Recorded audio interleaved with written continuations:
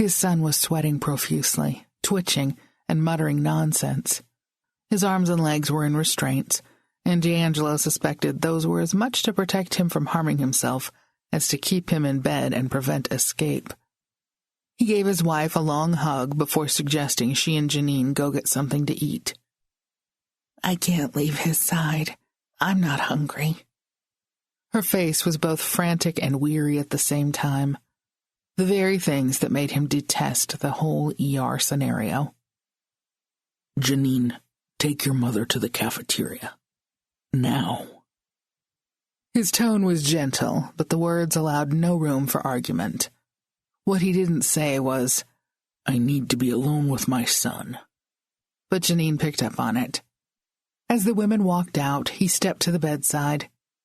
Ernie's eyes went in and out of focus, but for a moment D'Angelo knew the young man recognized him.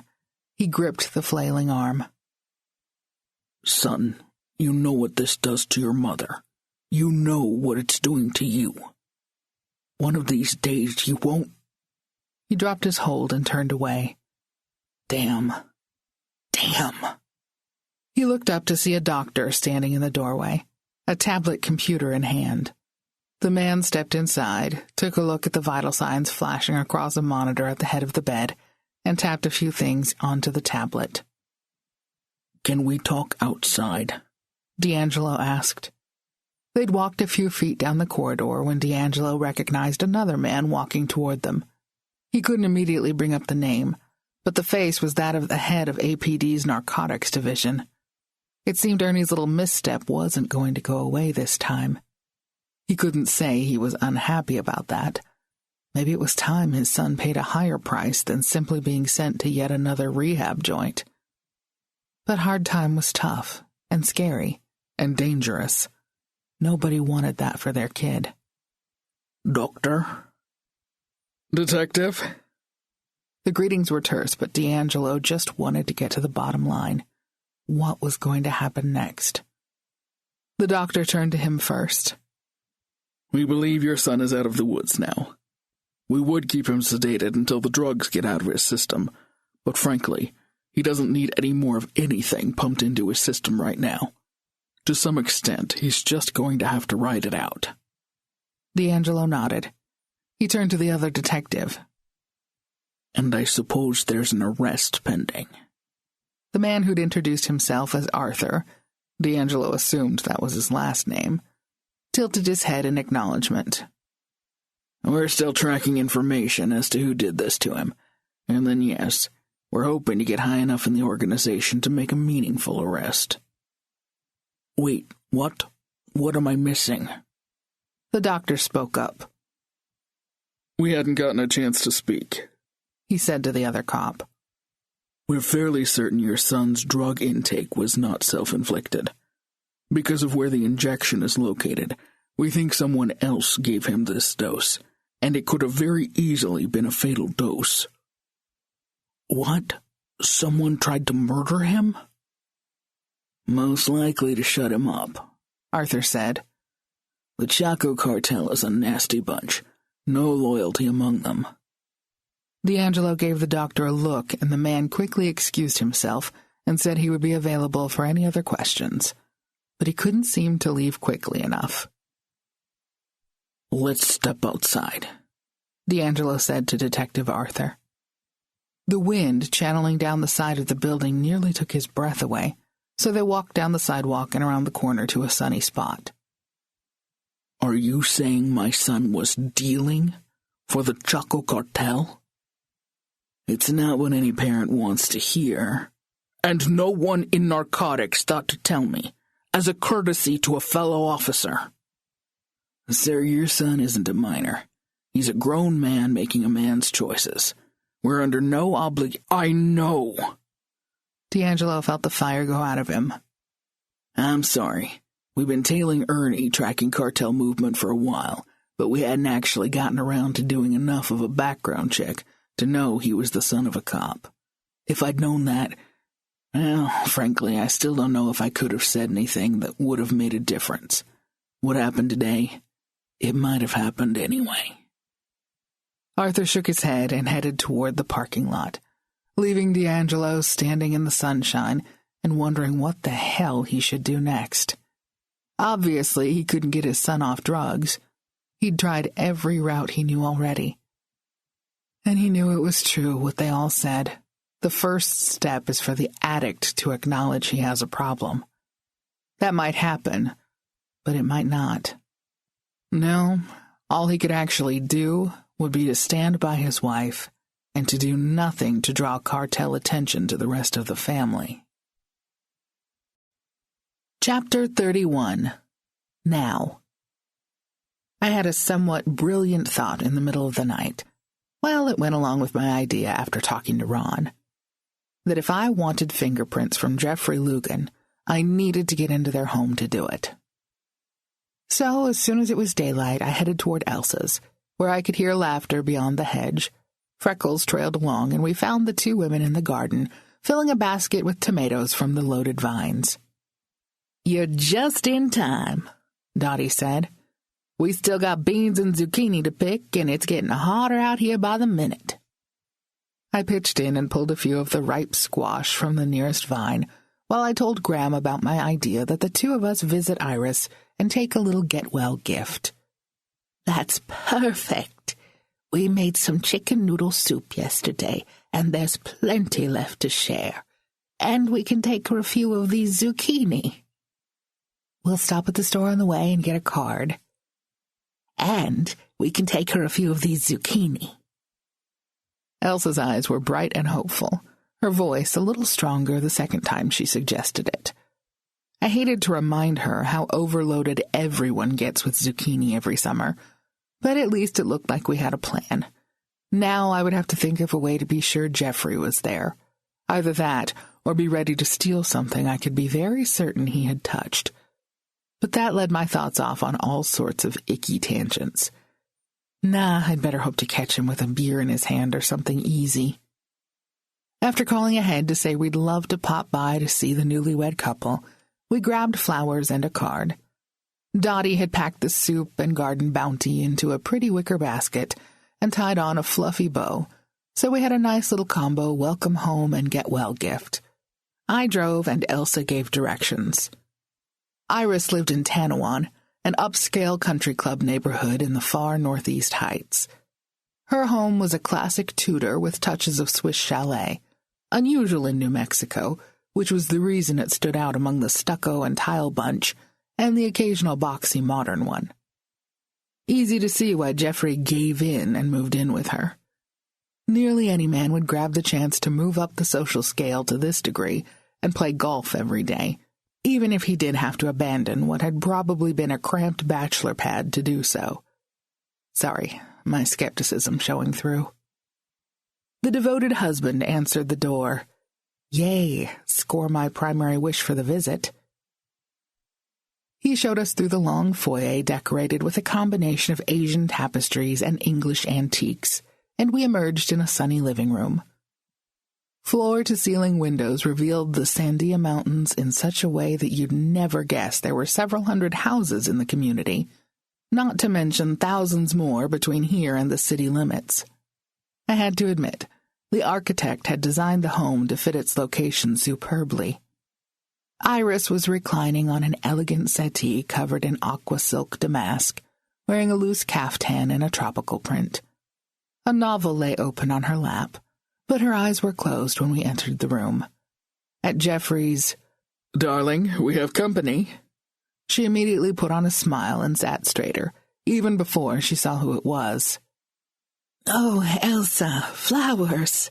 And Charlie, it's good to see you again." The smile and the greeting both came from beneath a layer of malaise, although she hid it fairly well. "We won't stay long," I promised. "Elsa made soup, and I can testify that it cures everything." "I'm happy to see you, and I'll have the soup for lunch later." She looked up at Jeffrey, practically batting her eyes. "Darling, can you put the food in the kitchen and find a vase for the flowers? They're in the cabinet above the fridge." He snapped to and took the food basket in one hand, the flowers in the other. I watched until he was nearly at the kitchen door. "Oh, let me help with that. I'll bet most men don't know a whole lot about arranging flowers." As if I did. He gave a grateful smile. "If you'll just do the reaching and get the vase?" I took the food basket and set it on the countertop. He opened the high cupboard and started to reach for a cut glass crystal piece. "Oh, I don't think that one's quite tall enough," I said, struck suddenly by inspiration. "That next one, to the right, the tall clear one, it looks more suitable." Clear and smooth, and much more suitable for getting prints. If I managed this right, I wouldn't have to steal any drinking glasses and then figure out how to gracefully return them. "Thanks. Now you go back to whatever you were doing. I'll get the flowers in here in a jiffy, and I'll put the food in the fridge." I made little scurrying motions with my hands. I've never seen a man yet who didn't mind being run out of the kitchen. My purse was still hanging from its shoulder strap, which was a good thing. I wouldn't need to rummage through the kitchen in hopes that Iris had cornstarch. I peered around the pillar that separated the two rooms and saw that Elsa was chatting away. Iris still had a sort of pale, clammy look about her. Geoffrey's voice came from somewhere farther away, the sounds of a phone call in progress, so I went to work. I found white notepaper on a pad stuck to the side of the fridge, the kind everyone has for their shopping lists. I ripped a clean sheet from the middle of the pad. Now tape. Everybody has tape. As quietly as possible, I opened and closed a few drawers until I found the one. Scotch tape, duct tape, or packaging tape. I took the packaging tape, clearest and stickiest. From my purse, I pulled my tiny round blusher compact and the little fluffy brush that came with it. Ready. Rechecking the positions of everyone in the house, I quickly fluffed out the brush and lightly dabbed it over the places on the vase where Geoffrey had touched it. Voila! A beautiful set of fingerprints stood out. Blowing off the excess powder, I twirled the brush a little more to settle the powder in the whirl of each print, then carefully lifted each one with a piece of the tape. "Everything okay in there?" Iris called out. "Just fine. I was looking for shears to trim the flower stems. Found them, so I'll just be another couple minutes." All this while I carefully stuck the tape to the bright white paper. Sure enough, I had a set of blush bronze prints. I could only hope there was enough contrast for the police scanner to pick them up. I really didn't want to come back and do this again. I slipped the prints into an old envelope in my purse, then rinsed and dried the vase before quickly clipping the flower stems and stuffing them into the water specially mixed with the small packet of keep fresh stuff that came with them. When I emerged into the living room, Iris exclaimed over them. "Sorry it took so long. The vase seemed to have some fingerprints on it." Iris waved to a spot on the side table. "So I can look at them while I sit here and read," she said. "Elsa, I think Iris is looking a little tired. Maybe we should be going?" Iris waved off the suggestion. "Whatever this bug is, it comes and goes. So strange. I sleep like a log, really, and then I'm fairly energetic first thing in the morning. But the last few days I've just gotten so lazy after breakfast. I rest a little and perk up. Then by lunchtime I'm wanting another nap." "Have you seen a doctor?" "Only the one on the ship.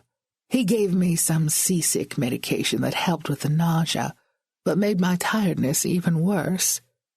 I really do think I just picked up some ailment from the tropics, or the food, or something." Elsa pulled the packet of Imodium from her purse, but Iris shook her head. "Thank you. I'll try it. Actually, although there's been stomach upset and all that, today I'm feeling more of a general tiredness. So tired." Geoffrey appeared from the foyer, nudging Elsa a little with the idea of getting together with his friend Mark. Really, I thought that whole plan had been put to rest. I caught Elsa's eye and gave the "let's go" signal. "Iris, I want you to see a doctor," I said. "You've always been so energetic, so something's not right. If you can't drive yourself, I'll be happy to take you." "Oh, Charlie, that's very sweet, but Jeffrey can take me. That's no problem." I hoped it wouldn't be. Chapter 32. My phone rang shortly after I'd pulled into the driveway at home and escorted Elsa back to her place. Ron's name appeared on the screen. "Okay," he said without much preamble. "Taylor agreed. He'll process the prints for you. Just drop them by his desk whenever you have them." "Got 'em now. I'll run right down there." "He said to warn you it might take a few days. Depends on whether your suspect is in the system locally or if he has to go into the nationwide databases." My suspect. I hadn't thought of Jeffrey Lugan that way, but maybe he was. Okay, he definitely is a suspect, if Iris's maladies are being inflicted upon her. And based on the drastic change I'd seen since the wedding day, I couldn't delay. "How's your other case coming along?" "What? Bored with your tropical vacation?" "Tease all you want. We're having a great time, but I'm ready to get back to food I understand and a climate that doesn't make me sweat like a pig all day." I had to laugh. It's true, when you're accustomed to dry air, the humidity takes some getting used to, and vice versa. Drake had commented on it a lot when he first moved back to the mainland after his stint there. So the Blake case is coming along. I didn't want to admit that I was at the point where I have a lot of data but haven't yet put it together. "Fill me in." Geez, he wasn't going to let this go. So I went through what I had so far. Jenny's disappearance, no one in the neighborhood admitting to remembering a thing, the likelihood that her ex was somehow involved and had probably gotten tangled up in the drug scene. "Going back to the neighborhood, have you talked to the landlord? You said she was renting the place, right? Landlords keep records, often remember things about specific tenants, and this one might have stuck out in his or her mind." "You think so?" "It's worth asking. Jenny might have taken off, but then gotten in financial straits, called to ask for her deposit back or something like that." "I don't know. She'd call the landlord but not her own mother?" "There could be reasons. Judgment from Mom, having to listen to comments which a stranger wouldn't make. She might have asked Mom for money lots of times already, didn't want the hassle of explaining, didn't want Mom knowing where she was, but she'd give a landlord an address to send the money." From what I'd seen of the relationships in the Arnold family, I was still skeptical, but figured it was worth a shot. Now I just had to find out who'd owned that rental on 6th 15 years ago. I was headed downtown anyway, so I'd check it out. I got back in the Jeep and drove toward police headquarters. "What's the brownish powder?" Kent Taylor asked, staring at the sheet of fingerprints I'd just handed over. Well, it's blusher." I fidgeted slightly. "It worked. Those are pretty good prints." The homicide detective is an older guy, a bit on the chunky side, balding, but he's diligent in his job and Ron respects him a lot, so I wasn't going to get into an argument here. "You're right. They look good, okay? I'll get him down to the lab, have the techs scan and start looking for a match. We'll let you know." He started to turn away, then paused. "You want to tell me what this is about? Do you have knowledge of a crime?" "Just suspicions at this point. Friend of a friend married a guy I don't like the looks of, and now she's started getting sick a lot. Has had a near accident or two." He looked at the fingerprints with a little more respect. "Look, I see the final results of domestic violence a lot more often than I'd like. Can you suggest the friend get out of the house, go stay with someone, take a little trip or something, until we know if she's safe?" "I don't know her that well, but I'll see what I can do." I gave Taylor a straightforward look. "Let's say these prints do turn up someone with a record. Can the police step in and get the wife out of danger?" "Depends. Without some proof that he has done something to her, probably not. And even if he has, she'd have to file a complaint. Battered wives refuse that step all the time. It's sad. It was sad.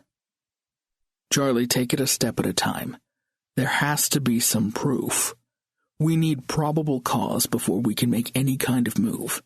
At this point, it would fall to the Domestic Violence Division to check things out. But if need be, I can make a recommendation. I'll be in touch on these prints, and you let me know if it looks like the situation is escalating. Another thing for my to-do list, but I would gladly do what I could to keep Elsa's friend safe. I thanked Taylor for his interest and left the police station.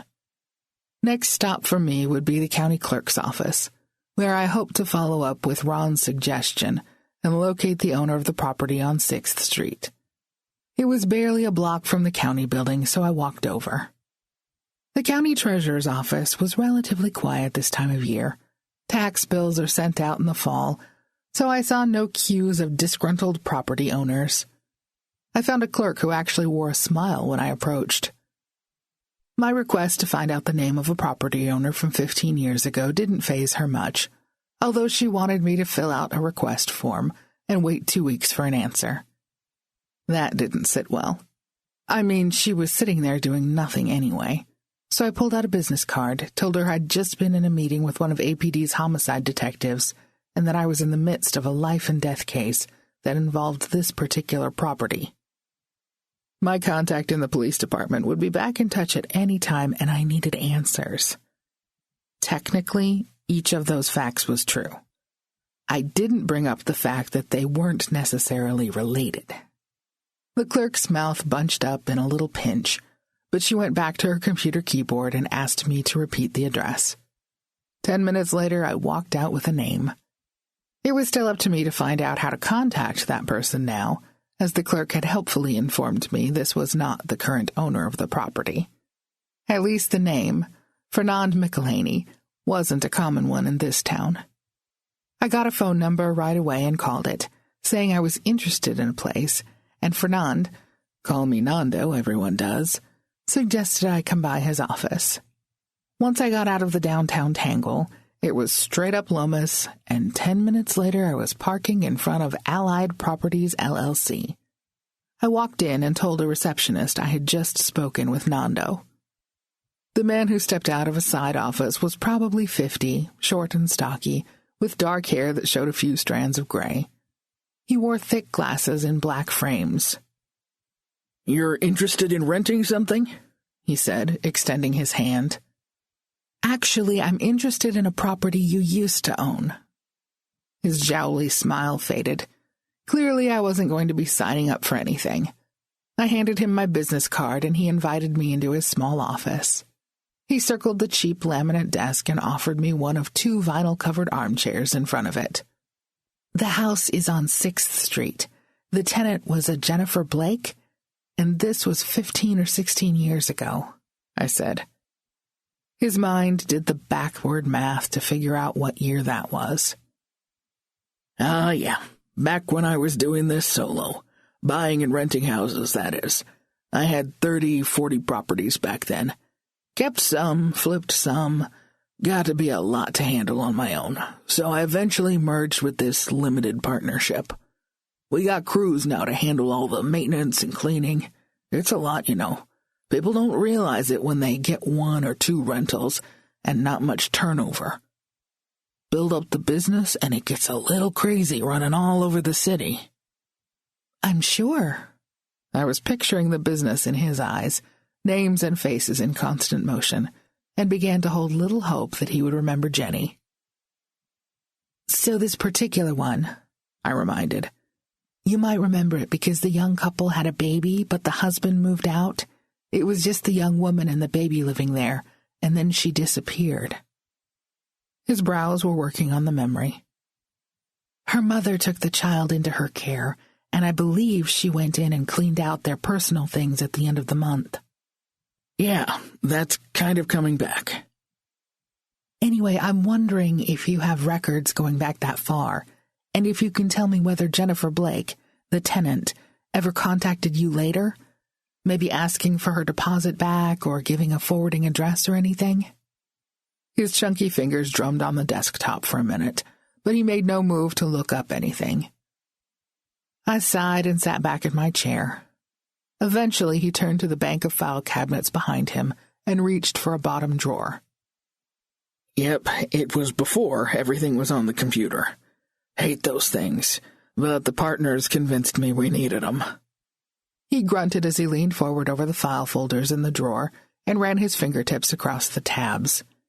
He found the one he wanted and worked it out of the tightly filled drawer. Okay, here we go. A deep breath to refill his lungs. 1604 6th Street. I leaned forward to see what the slender file contained. Stapled to the inside of the front cover was a photo of the house I'd visited, looking very much the same as it did now. The papers in the folder seemed to be forms, but I couldn't decipher much of the tiny print. Yeah, I thought so. I sold this one. Was it right away after Jenny Blake moved out? Let's check here. He paged through the forms. When did you say she left? I gave the date of her disappearance. He consulted a page that looked like a spreadsheet, only handwritten. Whatever, it worked. Looks like I sold it a couple years after that. His brow wrinkled again. Sure had a slew of tenants after Miss Blake. She stayed more than a year, but then... yeah, I remember this time. Frustrating. Had a devil of a time keeping the place rented. People would stay a month, maybe 2, and then leave. Seems like they said the place just didn't seem right. Or maybe they were saying it wasn't right for them. Like I said, I had a lot of rentals in those days. They didn't have to sign a lease? I didn't do it that way then. Another thing the partners here got me started with. Leases got their good and bad points. Month by month, you can get someone out on short notice if they're troublemakers. Lease, you're stuck with them. He was still running his finger down the written list. So anyway, looks like it was 17 months after Ms. Blake left that I finally got a decent long-term tenant in that place. I remember it now. That's when I decided to unload that one, put it on the market. I mentally filed the timeline. So you have no notes about contact from Jenny Blake after she left? No forwarding address? Nope, but that's not unusual. People go on with their lives. They don't contact their old landlords. I suppose. Since I've lived in my childhood home all my life, I really have no idea how other people do things like this. Nando closed the folder and looked up at me, probably wishing I'd quit wasting his time. But what he said was, being a landlord for 25-plus years, I've kind of got a pretty good feel. Houses have personalities, and they have luck. Houses have luck?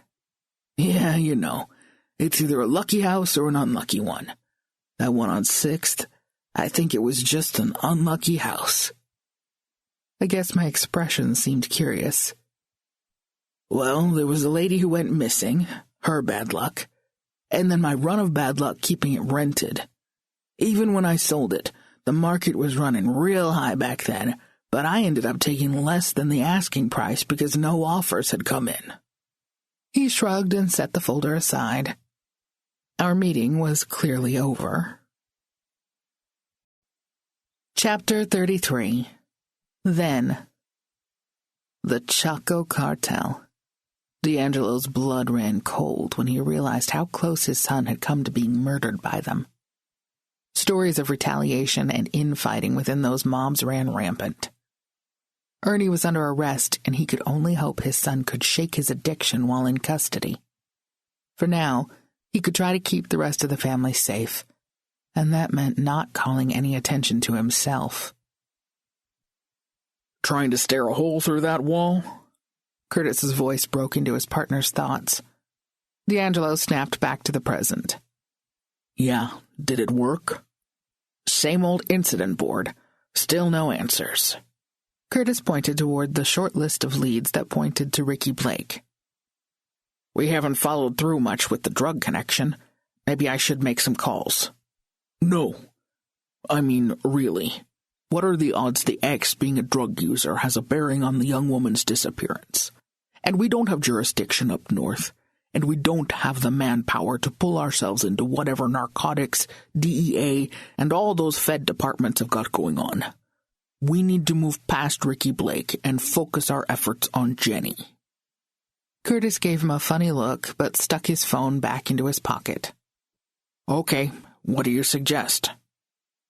We made one round of calls to the hospitals, morgues, mortuaries, but it's been a while. If Jenny ended up on the street, something could have happened in the meantime. Let's go back through the list again. The calls were routine. Had a white female, age 21, with blonde hair been admitted? It was nearly the same who, what, where, when that reporters are trained to ask. And while he was at it, Curtis called the media channels. Had they got wind of a story involving such a woman? No, no, and no. Repeatedly. The morgue at APD had 2 Jane Doe victims. Did they want to come take a look? But both were Hispanic and had the roughened look of women who'd been on the street a while. D'Angelo remembered a report from nearly 2 years ago that ended up matching one of them. Poor girl. And the poor family who was about to receive tragic news right before the holidays. He thought again of retirement. He needed to get out of this career before it ate him alive. And still, they didn't have a clue about what had happened to Jenny Blake. Chapter 34. Now. I woke up with a start.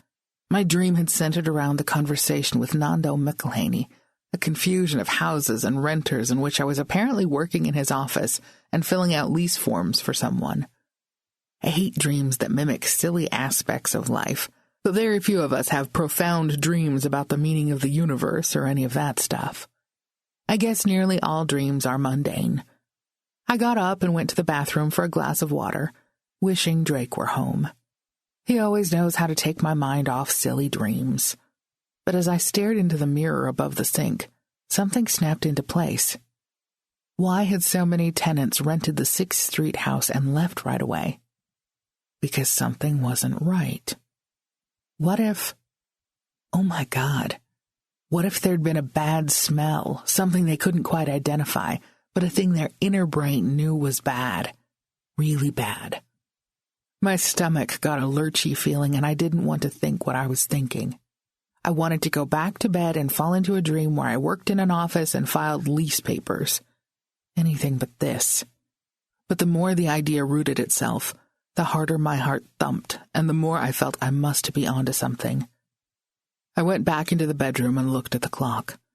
It would be at least 4 hours before I could decently show up at someone's door. I put my head back on the pillow and pulled the covers up to my chin, but it was useless. No cozy little nest was helping to take the morbid thoughts away. I had to find out if there was a body buried under that house. I sat up again, hugging my knees close to my chest. What if Jenny had been dead all this time, and Ricky had stashed her body somewhere in or under the house? It could explain so much. She would have answered the door to him, would have gone outside at his request. My own look around outside had shown a wooden cover to a crawl space on the back of the house. Most homes in Albuquerque don't have basements, but many older ones were built with a crawl space. My own has one. It's where the furnace goes, and it makes a good spot to store extra stuff, as long as you don't mind some dust and spiders. They usually have a plain dirt floor, and the footing and foundation of the house form walls, normally 3 or 4 feet high, just enough to allow surface access to the heating system and plumbing. By the time I'd imagined all that, and the attendant possibilities, I was more than wide awake. I got up and tiptoed through the darkened house, moving around by the light of street lamps that let small shafts of light through the drapes. Freckles was snoring away in her crate in the living room. I brewed a cup of chamomile tea in hopes it would calm me down a bit, but that wasn't happening. By 3 a.m., I was still wired for action. I showered and dressed in jeans and a t-shirt and let myself quietly out to my Jeep. It was only 3:30 by now, But some people get up early for work. Okay, not usually this early, but I needed to catch the current resident of 1604 and make an unusual request. I parked a couple of addresses down the street, not wanting to raise suspicions. But seriously, it's fairly suspicious to show up on a residential street and start watching the neighbors before 4 a.m. anyplace. But no police vehicles cruised by, and I was fine. A light came on in the kitchen window of my target house a little after 5. I'd worked out my spiel, but I didn't want to scare the resident into reporting me, or worse, pulling a gun. By 5:30 it was getting light outside, and I saw tiny signs of more activity around the house. I pulled up to the front of the place, walked up to the front porch, and tapped on the screen door. A living room curtain moved aside. I stepped back, smiled as winningly as I could, and waved. The female face withdrew, but a moment later, the front door opened a crack. "Hey, I know this is crazy early, but I wanted to catch you in case you leave early for work," I said. "Sure. What is it?" "We spoke a week or so ago. I don't know if you remember. I was asking about someone who lived here a long time ago." "Yeah." No move to open the door beyond the security chain's length. "May I?" I indicated the screen door on the porch. I hate to shout this out. I moved to open the screen door and nobody shot at me. "Thanks. Better," I said in a lower voice. "I wonder if it would be okay if I took a look around the back. The house has a crawl space and I need to check under there and see if that former tenant left something behind." I handed another of my business cards through the narrow space she allowed for me. "Well, if the landlord said it was okay, I guess you can." "Thanks. I'll be very quiet, and it shouldn't take long at all." She stepped back and closed the door with a definite click on the lock. All right, I was in. Maybe. I retrieved a couple of basic tools from the Jeep and hurried down the driveway toward the back. The small backyard was plain dirt. There was room for an extra vehicle or two, and the tracks showed that someone had recently used the space for extra parking. The cover to the crawl space was a simple wooden cover laid over a sort of entrance made of cinder blocks and painted to match the house. No padlock or hasp. I imagined the landlord wouldn't want to deal with the hassle of providing a key if he had to call a maintenance person. I lifted the plywood and swung it aside, then shone my flashlight beam around. We have black widow spiders here in the Southwest, and they love cozy, dark places. I wasn't ready for a nasty surprise bite. Clear so far. Resting on a hip on the cinder blocks, I swung my legs into the hole and paused on my knees to shine the light into the large space. Something skittered into a corner and disappeared, but not before I saw the telltale shiny black legs. The spiders were here. "Okay, Charlie, don't poke around in corners and don't disturb their webs and you'll be fine," she said bravely. The space was the exact size of the footprint of the house, but for some reason these places always feel smaller. Something about adding the walls and rooms above makes them magically expand. A small concrete pad had been poured roughly in the center of the space, and an ancient Arco furnace stood there, quiet now during the hot months of the year. Some cardboard boxes rested against the foundation along the north wall. Even with the heavy coating of dust, I could read "Christmas stuff" penned in black marker on one of them. I imagined a former tenant stashing the items out of their way, forgetting them when they moved out, and at some point wondering whatever happened to that old tree skirt Aunt Mary gave us. Rickety wooden shelves lined the wall on my right. Within reach of the entrance, I saw an assortment of jars, apparently home-canned food of some kind. No way was I touching any of that. I duck-walked farther into the space, shining my light first at the overhead floor joists. Dangers abound everywhere. Exposed nails, spider webs, low-hanging bits of metal. And the last thing I needed was to rush off for a tetanus booster shot as a result of my investigation. The dirt floor was fairly hard-packed between the entryway and the furnace, Beyond that, it became much more uneven. I aimed the light into the corners, at first seeing nothing unusual, but as the beam swung around to the south wall, I felt my breath draw in sharply. A mound of dirt stood up from the rest. Blurry footprints surrounded it, and splashes of white powder lit up when the light hit them. But what grabbed my attention was what was exposed at one edge of the mounded dirt. The sole of a shoe. Chapter 35. Yes, I beat it out of there so fast I had the spiders running from me. As soon as I hit the fresh outdoor air, I took several deep breaths before pulling out my phone and calling the police. Crap. I had the thought that Jenny might have been this close by all along, but I truly didn't believe it. Despite my startling midnight insight, I truly thought I would come here, poke around, find nothing, and then have to decide what to do next. No such luck. Then again, I had to look at this as a lucky find. A body gives many clues, and with forensics today, the police could figure out how she died and maybe even who killed her. My part in solving the case for Linda and Cassie would be over. The police would handle it from here. Cassie. My young client still held so much hope. It was going to be extremely difficult to deliver this news to her, and I wouldn't, not until there was definitive proof. Even so, most likely the cops would take that duty because they would now have a murder case on their hands.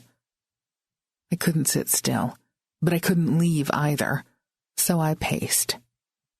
The current tenant, the woman who'd answered the door, came out and got into her car and drove away. A few minutes later, Kent Taylor's car pulled to the curb out front. I met him and pointed the way to what I'd found. He wanted to know what had brought me here. I told him. He took notes. 3 more vehicles arrived, including one from the office of the medical investigator. Yellow tape got strung around the driveway and perimeter of the crawlspace entrance. The next part took hours. Since there was no life to be saved, no fresh evidence to be gathered before it deteriorated, the pace was slow and methodical. Taylor told me I could leave. He would be in touch if he needed more information from me. But I couldn't make myself simply drive away and forget it. I had to know what to say to Linda and Cassie. I watched as the MI and 2 CSIs disappeared into the underground space, cameras and forensic kits at the ready. One uniformed officer told me to stand behind the yellow tape, but Kent told him I was okay. I didn't know that I wanted to be right there, so I sat in my car a while, debating whether to call and give the women a little advance warning. Decided no, that wouldn't be right. I had to be sure before I said anything at all. Then I debated calling Ron to ask his advice, but it was somewhere around 2 a.m. in Hawaii, and his answer, after he told me off for waking him, would be the same thing I was already telling myself. Wait patiently, Charlie. Not my strong suit, but I did it. Sometime after 10 o'clock, I noticed more activity, so I got out of my Jeep and went to find Taylor for an update. 2 of the crime scene investigators were carrying a body bag toward the OMI's vehicle. "What have they found?" I asked right away. Kent gave me a patient look. "Well, I wasn't under there, so I don't know, Charlie. But here comes Mac. We'll get a briefing." This was apparently the state medical investigator. I'd never met him before. He was a tall, lanky guy, who must have been miserable crouched under the floor of the house all this time, with dark hair and a craggy face. He walked over to Taylor, pulling off his latex gloves as he approached. He glanced toward me, then back at Taylor. "She's okay. Private investigator on a case that led her to the body." Wow, that was more credit than Taylor had ever given me. I stood a little straighter. "All right. Well, I can't give you an ID on the victim," said Mac. "We didn't find a wallet, phone, or anything that would make the job easier." "Can you tell us if the Vic is female?" Taylor asked. Thank you, Kent. I hadn't wanted to push my agenda here, but that was the central question for me. Mac shook his head. As far as I can tell, and this is before we get the scraps of clothing off and run any comprehensive exam of the remains, it's a male, most likely in his 20s. The body is almost completely decomposed. It's been here 10 years or more. I'll get height and ethnicity and more. His voice faded out of my consciousness for a moment. At least it wasn't Jenny. Cause of death? Kent was asking. There were broken ribs, fractured skull. Best guess at this point is the guy took a severe beating. Whether that caused his death, I can't say yet. He pulled off the white paper-like jumpsuit he'd donned over his own clothing and started to move away. You'll have my full report, well, when I get to it. There are more urgent cases on the table at the moment. We watched him climb into his vehicle and drive away. The other investigators were packing away their equipment, and the small cluster of people who'd gathered to watch the action were dispersing. It was too hot to hang out in the sun if there was nothing to see. I debated my next move and decided I needed to say something to Taylor. I'm relieved to know this wasn't the woman I've been searching for. That was my fear, and now I don't have to inform her family. But I have an idea, and it might save you some time identifying who those bones really belong to. He was scribbling in his notebook. I'm listening. Jenny Blake's ex-husband seemed to have disappeared around the same time she did. I don't know if disappeared is the right word. He gave his family the impression he was heading out somewhere, either with a rock band or in hopes of joining one somewhere back east. But none of them that I've spoken to have heard from him, and it's been roughly as long as no one heard from Jenny. So? This, I waved toward the crawl space, might have been him. He nodded, but I got the sense he was thinking it might have been anyone. Okay, I've told you. If you want connections, I've got names and contact info for some of his family. Give me a call if you want it. I wished him well and headed for my Jeep. This day had begun way too early with way too much intensity. I needed food and sleep. It wasn't until I located the nearest McDonald's and got an Egg McMuffin into my stomach that I realized what I'd done. If Ricky Blake was dead and Jenny was missing, was it possible that I had the whole story backward all along? What if she had killed him? It would be the perfect reason for her to have escaped and remained hidden all this time. And I had just offered the police a way to prove it. Chapter 36. I'll take those names now. Kent Taylor's call came only minutes after I'd arrived back home. Well, I'd made the offer. And after all, getting the truth was more important than trying to spare the reputation of a young woman I'd never met.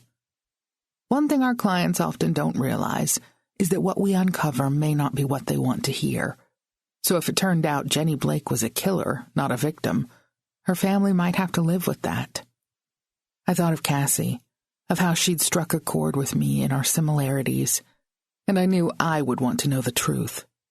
I only hoped she would be okay with however this turned out. I gave Kent the numbers.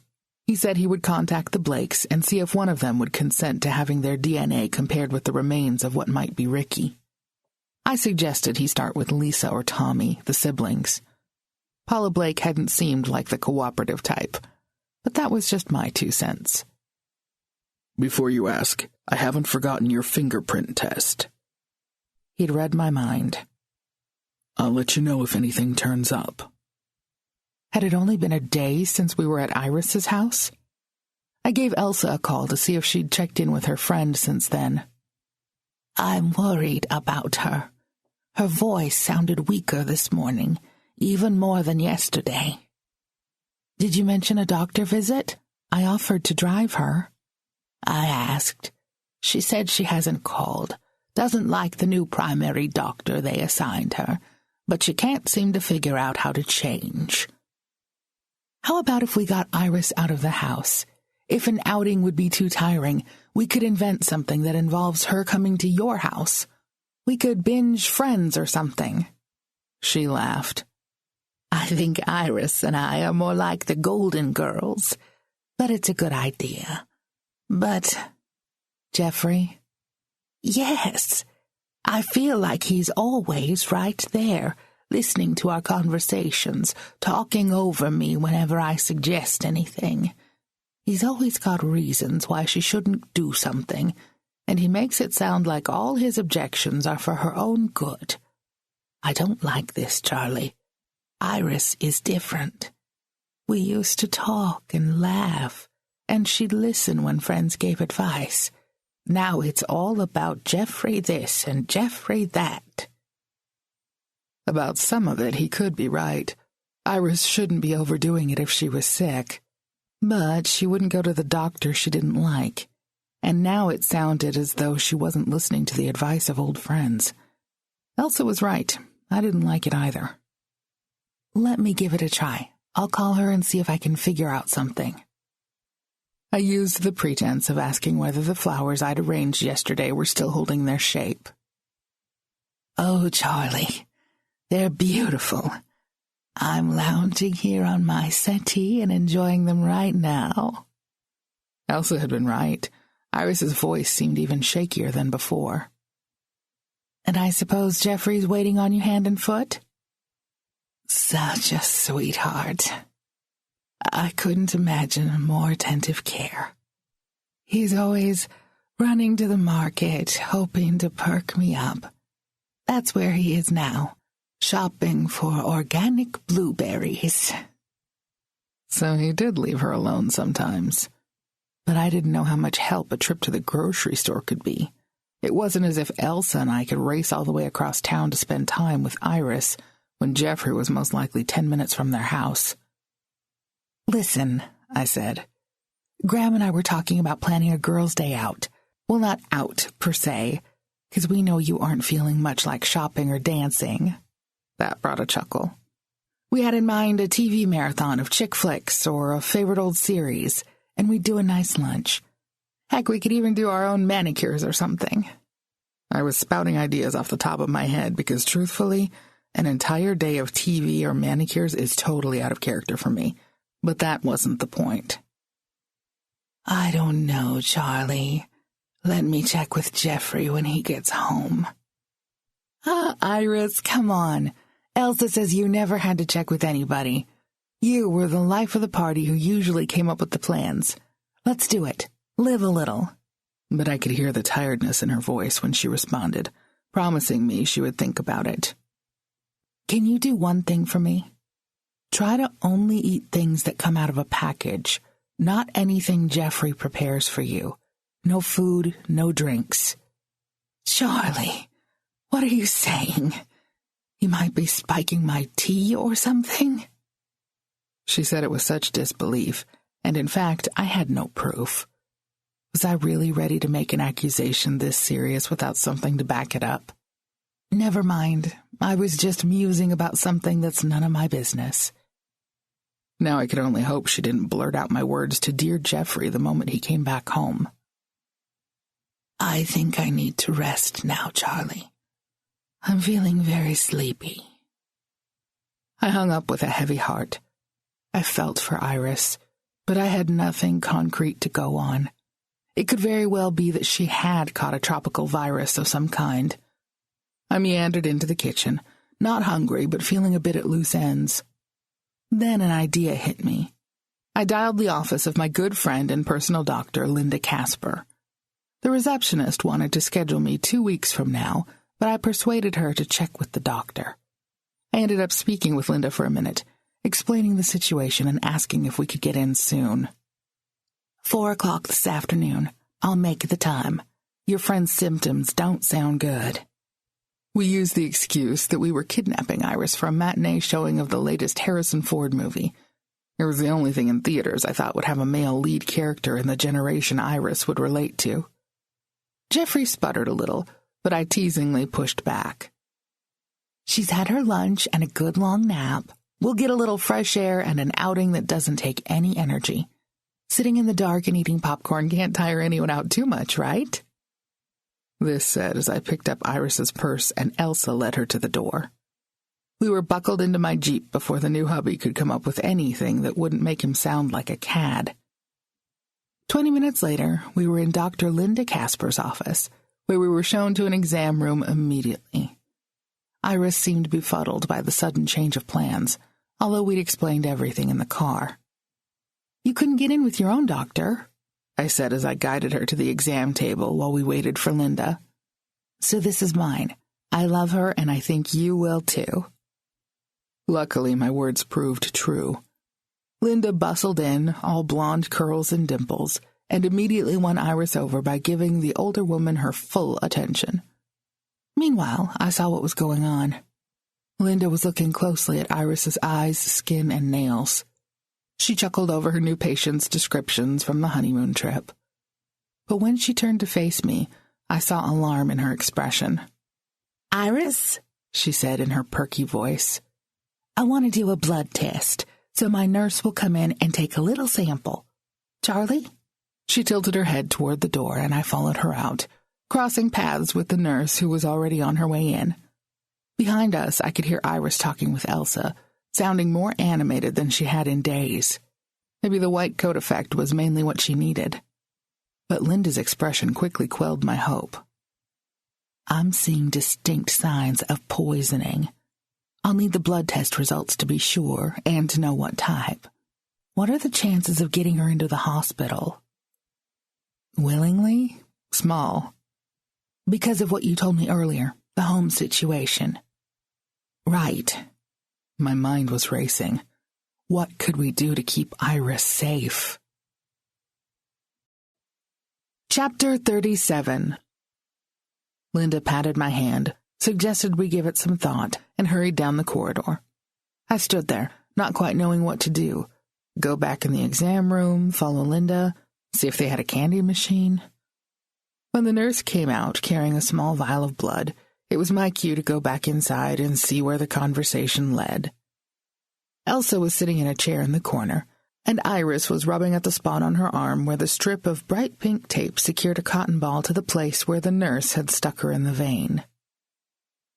"So, do I get to go home now?" she asked. "The doctor didn't say there was anything wrong with me." "Well, I think that's what the blood test is about. She's still figuring out what's making you sick." "We could still catch that movie," Elsa suggested. Both Iris and I sort of stared in amazement. About the time I was trying to figure out how to broach the subject, Linda bustled back into the room, all medical efficiency and authority. "We need to get you in for treatment right away," she told Iris. "I've called ahead to Presbyterian and a team is waiting. Charlie, can you get her there right away?" "Why on earth would I need to be in the hospital? I thought you'd just give me some pills or tell me to watch my diet. I need to ask Jeffrey about this." "No. Don't worry about that. We'll get you settled and then we can call Jeffrey." I looked up at Linda. "Yes, I'll drive her right over." Linda put on her calmest bedside manner. "Iris, your blood tested positive for arsenic poisoning. It's very serious and needs to be treated right away. With electrolyte replacement and lots of IV fluids, I think we can get it out of your system, but this needs immediate attention. You aren't to go home first. Charlie will take you to Pres, and they will take great care of you." "But my husband—" I stepped in and took her arm. "We'll call him just as soon as you get there. No point in worrying him until we know more." All this time, Elsa's eyes had grown wider. Our speculation about the mystery illness was suddenly becoming very real. I dashed outside and pulled the car to the front of the building, and we helped Iris into the front seat. "How on earth could I have gotten this poison?" Iris fretted as we negotiated the side streets between Linda's office and the huge hospital complex. "I just don't understand this. I'm sure they're very careful with the food on the cruise ships. I thought I just got a bad oyster or something." "Maybe oysters can contain it," I suggested, happy to get her attention on something besides her husband. I'll bet the doctors can tell you more." I pulled into the emergency entrance as Linda had directed. The moment we walked in, a nurse in blue scrubs took over. "You're Dr. Casper's patient, right?" she said in a tone a sweet little girl would use with her grandma. "You just come with me and we'll get you started." Meanwhile, an administrator wanted insurance information and all kinds of things I personally didn't know about Iris, so we took the liberty of doing a little wallet biopsy to see what was what. Once we'd come across the card that showed her to be a member of the hospital's health plan, that aspect of it began to flow smoothly. Copies of documents were made, and I steered the woman toward Iris for any additional information they needed. "Only thing is, do not call her husband," I said. "She'll ask for him, but do not do it." The woman gave me a blank look. "Okay," was all she said. I could only guess this wasn't the first time they'd had to keep one spouse away from the other. I was allowed behind the inner sanctum doors and made my way past the nurse's station in my search for treatment room 15. I spotted it by the fact that Elsa was parked in a stiff metal chair outside the door. "She didn't seem to want me there while they took off her clothes and started sticking needles in." She seemed a little worn out by the morning's activities. "Let me check in with the nurse. Then I can run you home." "I'm worried about her," she said, the first time today she'd shown anything less than her normal spunky self. "I know, me too." I glanced around for more comfortable seating, but didn't see any. "Do you know if Iris has any other relatives, children or siblings?" She shook her head. "She had a sister who passed a few years ago. No children that she's ever mentioned." "Okay, I'm sure the hospital staff will get her family and medical details." But Elsa still seemed dejected. I had a thought. How about friends from church? At last she lit up. "Of course. I'll make some calls and we can put together a visitation schedule." Really? They did those things? Anyway, planning it gave Elsa a purpose. I handed her my phone. I peeped in the door and saw that Iris seemed to be comfortably reclining in a bed. The nurse turned at that moment, and I caught her eye. Outside the door, I gave her the little information I knew. Iris was possibly in danger from her husband, so he shouldn't be allowed in. Otherwise, the church members would like to take turns sitting at her bedside, since she had no other relatives. A doctor came toward us, about to turn into room 15, and I gave her the same lowdown. And within 15 minutes, a pastor from the church had arrived. I was just breathing a sigh of relief that I could now take Elsa home when my phone rang. The screen said Albuquerque Police. How do they manage to sneak up on anyone if the caller ID gives it away? I walked down the corridor and accepted the call. Of course, it was Kent Taylor. "I got an ID for you." Something in his tone made me think of my very early morning under the 6th Street house. "DNA from the bones? Already?" No. The other one. The prints you gave me yesterday." "Jeffrey Lucan?" I dropped my voice and looked back toward the small gathering in front of Iris's room. "Lucan, a.k.a. Jeffrey Lomas, James Lucan, Jeff Lutz." "Holy shit!" The preacher down the hall looked up. "So he has a record?" "No kidding, Sherlock.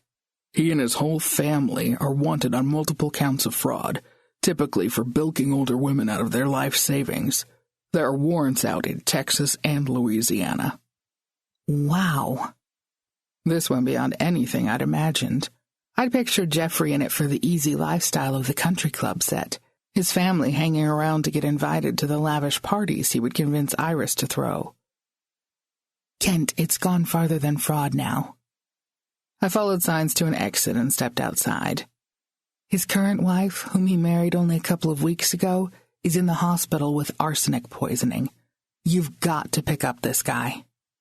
I gave the to-know address, and Kent actually seemed excited. He even complimented me. We may have turned a corner in our shaky relationship. Back in the ER, I spotted a lot of activity around Iris's treatment room, and I rushed over to join Elsa. "What's up?" "Something about moving her." "We're taking her up to the ICU," the young nurse in the blue scrubs said, as she and an orderly pushed the wheeled bed into the corridor. "She'll get better monitoring up there." "Is there anything?" "Not at the moment. Give us an hour or so to get her settled in. She won't be able to have visitors other than family." "No, there's a restraining order." Not quite true, but I needed them to understand the urgency. From what Kent had told me, I imagined Jeffrey doing something desperate if he figured out his plan was about to go horribly awry. The pastor stepped forward. "I think we are talking about her church family. Thanks to Ms. Elsa, we understand the situation." My phone pinged with an incoming text. "Lugan not at address you gave. Any other place you know of?" Taylor was actually asking for my help. But I had to shake off the flattery and concentrate on the actual problem. I caught up with the rolling bed and walked along beside Iris. "It looks like Jeffrey's not home. Do you know where else he might be right now?" She smiled through the haze of her misery. "Oh, I called him. I think he's on the way here." I tried to hide the dismay on my face as I patted her hand and asked if it would be okay for Elsa to take charge of her purse and phone. Iris nodded woozily. "Do not let her get hold of her phone again. I'll catch up with you in the ICU waiting area." I gave Taylor the news via text. A minute later, I got one in return. "We'll have officers there ASAP." So okay, maybe Jeffrey's coming here wasn't such a bad thing after all. The police should be able to catch up. In case they didn't catch him entering the complex, all I had to do was keep him away from Iris. Easy. Right. I can imagine him mad as a rattlesnake and ready to strike if he got close enough. Chapter 38. Parking oneself in a hospital waiting room is about as interesting as watching paint dry while waiting for grass to grow. Boring upon boring, especially since this one had terrible phone reception and no data connection. The signs on the walls advising us not to use cell phones were laughable. I ended up taking the elevator up 2 floors and walking to the end of the corridor to get anything at all. It was my futile hope that Kent Taylor would see fit to keep me advised. Guess we weren't all that great of friends after all. 2 hours after we landed on the ICU floor, a uniformed officer stepped out of the elevator. As I was the only one who gave him a little wave, he figured out there must be a connection, and he walked toward me. "You're in the hospital looking for Jeffrey Lugan?" He nodded. 4 of us responded to the call, but we can't post officers everywhere. This place is huge. If this is where his victim is, it's the place he'll come. That's what I figure. And since we can only spare one person..." He pointed at his own chest. I noted his name pin, R. Lopez. I imagined Jeffrey would run the moment he spotted a uniform, and it was likely he'd spotted the original 4 meandering around and had skipped out fast. But if he wanted to get to Iris badly enough, he'd be back. At least I was now free of that duty. After a quick peek at Iris, who was now hooked up to all kinds of things that I imagined were flushing the toxin from her body, Elsa and I headed for home. Poor Graham was looking fairly tired, and I'd become impatient to get back to work. I needed to touch base with the client who was paying me. I hadn't spoken to Cassie in more than a week, and although there was precious little to tell her, it was time to check in. I certainly wasn't bringing up the bones under the floor until I had something definite to report. But who knew how long it would take the homicide team to get the DNA, compare it, and find a match. Although I'd had the faint idea that it could be Ricky Blake, the truth was it could be anyone at all. I took a shower with some flowery-scented body wash to get the antiseptic smell of the hospital off me.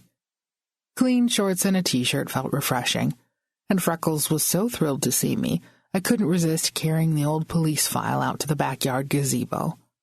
I could reread the notes, and the dog could chase the ball I tossed out onto the lawn for her. While that bit of entertainment was going on, I picked up my phone and called Cassie. Hers went to voicemail, and I assumed she was at work. I left a quick call-me-back message and turned to the file on the settee beside me. Whoever the body under the house was, the MI had said he was badly beaten. I still couldn't imagine any way Jenny Blake did that, but the involvement of the Chaco cartel still bothered me. I knew from the notes in the file that Ricky had done drugs, and the police had found a sizable stash at the house on 6th. Whether there was a connection to Ricky or not, there could very well be a connection between the drugs, the beating, the cartel, and a body in a shallow grave on the same property. I just wished the police notes indicated more along that line, but they didn't. It seemed D'Angelo had been following the drug connections up to a point, then went off in another direction. Apparently his partner found that odd, too. One of Curtis's notes said, "Switching from cartel connection to checking the morgues for Vic. No luck." I was pawing through the rest of his notes to see if he'd expanded on those thoughts when my phone rang. "Hey, Charlie, it's Cassie." Her voice sounded so hopeful. I hated to dash her hopes, but had to tell her I hadn't located her mom yet. "Do you have time for a Coke or a coffee or something? I do have a few details I can share." "Sure. Do you know Monica's coffee place on Washington?" "I've driven by it a dozen times, never stopped. That sounds great." We agreed to meet in 15 minutes. I traded my running shorts for a pair of jeans, convinced Freckles to give up the ball play for a little while, and went out to my Jeep. Cassie was just getting out of her car in the parking lot beside the little coffee house when I pulled up. "They have the best spiced chai latte here. Yeah, I know it says coffee, but there's more." She led the way inside and greeted the waitress familiarly. "How's your grandma?" the young woman asked. Cassie merely shrugged. We took a table beside a lace-curtained window, and I went with Cassie's suggestion for the chai. "I was going to ask the same thing," I said while the server blended our drinks. "About how your grandmother is." "Not great. She's fading pretty quickly. It's just hard to—" When her voice broke, I filled in with apologies for not having answers yet. "I've covered the whole police investigation, talked to several people from back then, and there are a few things pending." I filled her in on my visit to Phoenix and that I'd tracked down some of her father's relatives. She didn't show any more interest in them than they'd shown in her. Blood isn't everything. In fact, means next to nothing if there's been a lifetime without contact. The beverages arrived just as my phone rang. It was Taylor. I started to ignore it, but Cassie waved me on. "Go ahead. It takes this a couple of minutes to cool off to drink anyway." "It shouldn't take but a second." I stepped outside. I always hate those people who feel they need to share their phone calls with everyone in the room. "Did they catch Jeffrey Lucan?" I asked before he'd hardly said hello. "I like that. Right to business." He sounded droll. "No, actually, it's your other pending question. DNA from the remains match Ricky Blake. It's a 99% certain." Wow, that was quick. I felt a little stunned. "I pushed the testing through, expedited, since it's now a murder investigation for my department." I glanced through the window at Cassie. She was staring at me. Gulp. Now I had to tell the girl her father was dead. I thanked Taylor and took a deep breath before going back inside and taking my seat. "Cassie, Just tell me, is it my mom?" "No, actually." I fidgeted with my spoon for a second. "Not your mom. A couple days ago, there was a body found under the house where she lived when you were little. It turns out the body was Ricky Blake. It's your father." She barely blinked. "How did they identify him?" "I mean, it's for sure?" "It's for sure. He had a brother and sister, and they matched the DNA." Her lips pressed tightly for a moment before she took a deep breath and picked up her mug. I'm really sorry. I glanced around. And so sorry to deliver the message like this in a public place. The cafe was nearly empty, and I'd kept my voice low, but it still felt strange to handle the news this way. I never knew him. Never even knew there were other relatives. Mom has always felt alive for me because Grandma talked about her, told me stories, showed pictures, and shared her personal things. It was enough for me. I reached across the table and took her hand. I knew exactly how she felt. Graham had been everything to me, from my teen years and even before. We shared a moist-eyed moment before I could speak again. I'm still searching. I won't give up. She nodded. It's mainly for Grandma at this point. She's always held out hope. But I knew it was secretly Cassie who held on to hope. Linda had basically told me she'd felt for many years that Jenny had probably died. I only hoped, if and when I found the answers, it wouldn't turn out that Jenny had killed Ricky. It was the kind of tragedy that was too much for anyone to bear. I should talk to her again, your grandmother. It's been weighing on my mind that I'm working on finding Jenny, even though she told me not to. I gave Cassie a smile. Yes, I know. You are my client, and you're paying me from your inheritance money, and it's you that I want the answers for. But she deserves to know about whatever I find. She nodded. She does, and I feel sure you'll find the truth before she's gone. The emotion felt thick in the air between us. This had to be the saddest tea party I'd ever attended. Chapter 39. I watched Cassie get into the minivan and drive away. Such a good kid. Linda was lucky to have her, especially now during her illness. As I started my Jeep, my mind flicked over to my other unofficial case, and I wondered how Iris was doing under the intensive care therapy at the hospital. A phone call probably wouldn't net me any but the blandest information, and it wasn't far out of my way to zigzag over there. I would never imagine that an ICU hospital visit could be more uplifting than tea with a young friend, but that turned out to be the case. Iris seemed more alert already, and although the nurse cautioned me that she had a way to go before coming back to full health, the prognosis was looking a lot better. The cop on duty had been chatting up the nurses at their station when I walked in. He'd given me a nod and a smile. Now, as I walked past, I heard raised voices. You can't keep me out. She's my wife. I knew that voice. He must have been in the second elevator. I ran toward the sound of the argument and came upon the officer just as he was ordering Jeffrey to put his hands behind his back. The suspect made a move to run, but our young cop was quicker. He had the cuffs on in a flash and began with, You have the right to remain silent. A woman stood at the elevator, jabbing repeatedly at the down button. I knew her, too. The aunt, Raina. Oh, no, you don't, I muttered, dashing forward and grabbing her by the wrist just as the elevator door opened. She spun on me so fast and with so much strength it took me by surprise.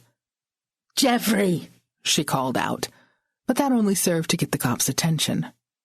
Hey, I shouted, over here! He was at my side in a flash with his spare nylon tie restraints out of his pocket. Raina changed tactic and smiled up at him. Officer, what on earth do you think I've done wrong? I remembered things Kent Taylor had told me.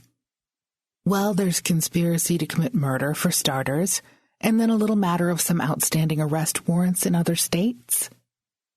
The officer had already radioed for backup, and 2 hospital security men had come bounding up the stairs. I watched the whole bunch of them get into the elevator, my heart pounding. I took the next elevator down, but I bypassed the bustle of activity near the front entrance. More police cars, the 2 suspects separated so they couldn't work out their story on the way to the station. It was done. Iris was safe, and Elsa would be free of the unwanted attention she'd been receiving. My Jeep just sort of drove itself home, as I was suddenly in an exhausted funk. Freckles greeted me, thrilled that I was home to feed her. But after that, we just vegged in front of the TV for an hour or so, and I fell into a sound sleep on the couch. By morning, I felt stiff and grubby in my previous day's clothing. It took a bit of time, a shower, and 2 cups of coffee before I'd return to semi-normal again. There was a message on my phone. Cassie had apparently called me in the late evening, and I'd slept right through the ringtone. Charlie, it's my grandma. Things are not so great. The doctor is talking about hospice and... She cleared her throat. And anyway, Grandma wants to talk to you. I told her I had kept you working on the case. She's not mad or anything. I think she was kind of glad I did that. So anyway, can you call me, please? I'm scared. Poor kid. I glanced at the time. It had been more than 10 hours since she called. I tapped the redial button and caught her, somewhat breathless. Hey, Charlie. Yeah, I'm on my way to work right now. I'm giving notice so I can be home after this, but it's the right thing to do, to give them a little heads up. A good kid, this one. You said your grandmother wants to talk with me? Yes, she's anxious about something. If you could give her a call, the visiting home nurse is there now, but she'll be leaving in an hour or so. I got the impression Grandma wants to talk to you alone. Cassie was right. Linda asked me to come at 10, right after the nurse left. I tapped at her front door, but didn't expect her to jump up to answer, so when the doorknob turned at my touch, I poked my head inside and called out to her. Come on in the den, Charlie. I'm not exactly running around the house these days. Not exactly running was putting it mildly. A hospital bed had been set up in the dining room, along with an assortment of the usual accessories. An adjustable height table beside it, a stand for bags of whatever intravenous fluids might come along. For now, it all looked freshly installed and unused. Hey, Linda, I said when I found her on the same couch where I'd last seen her.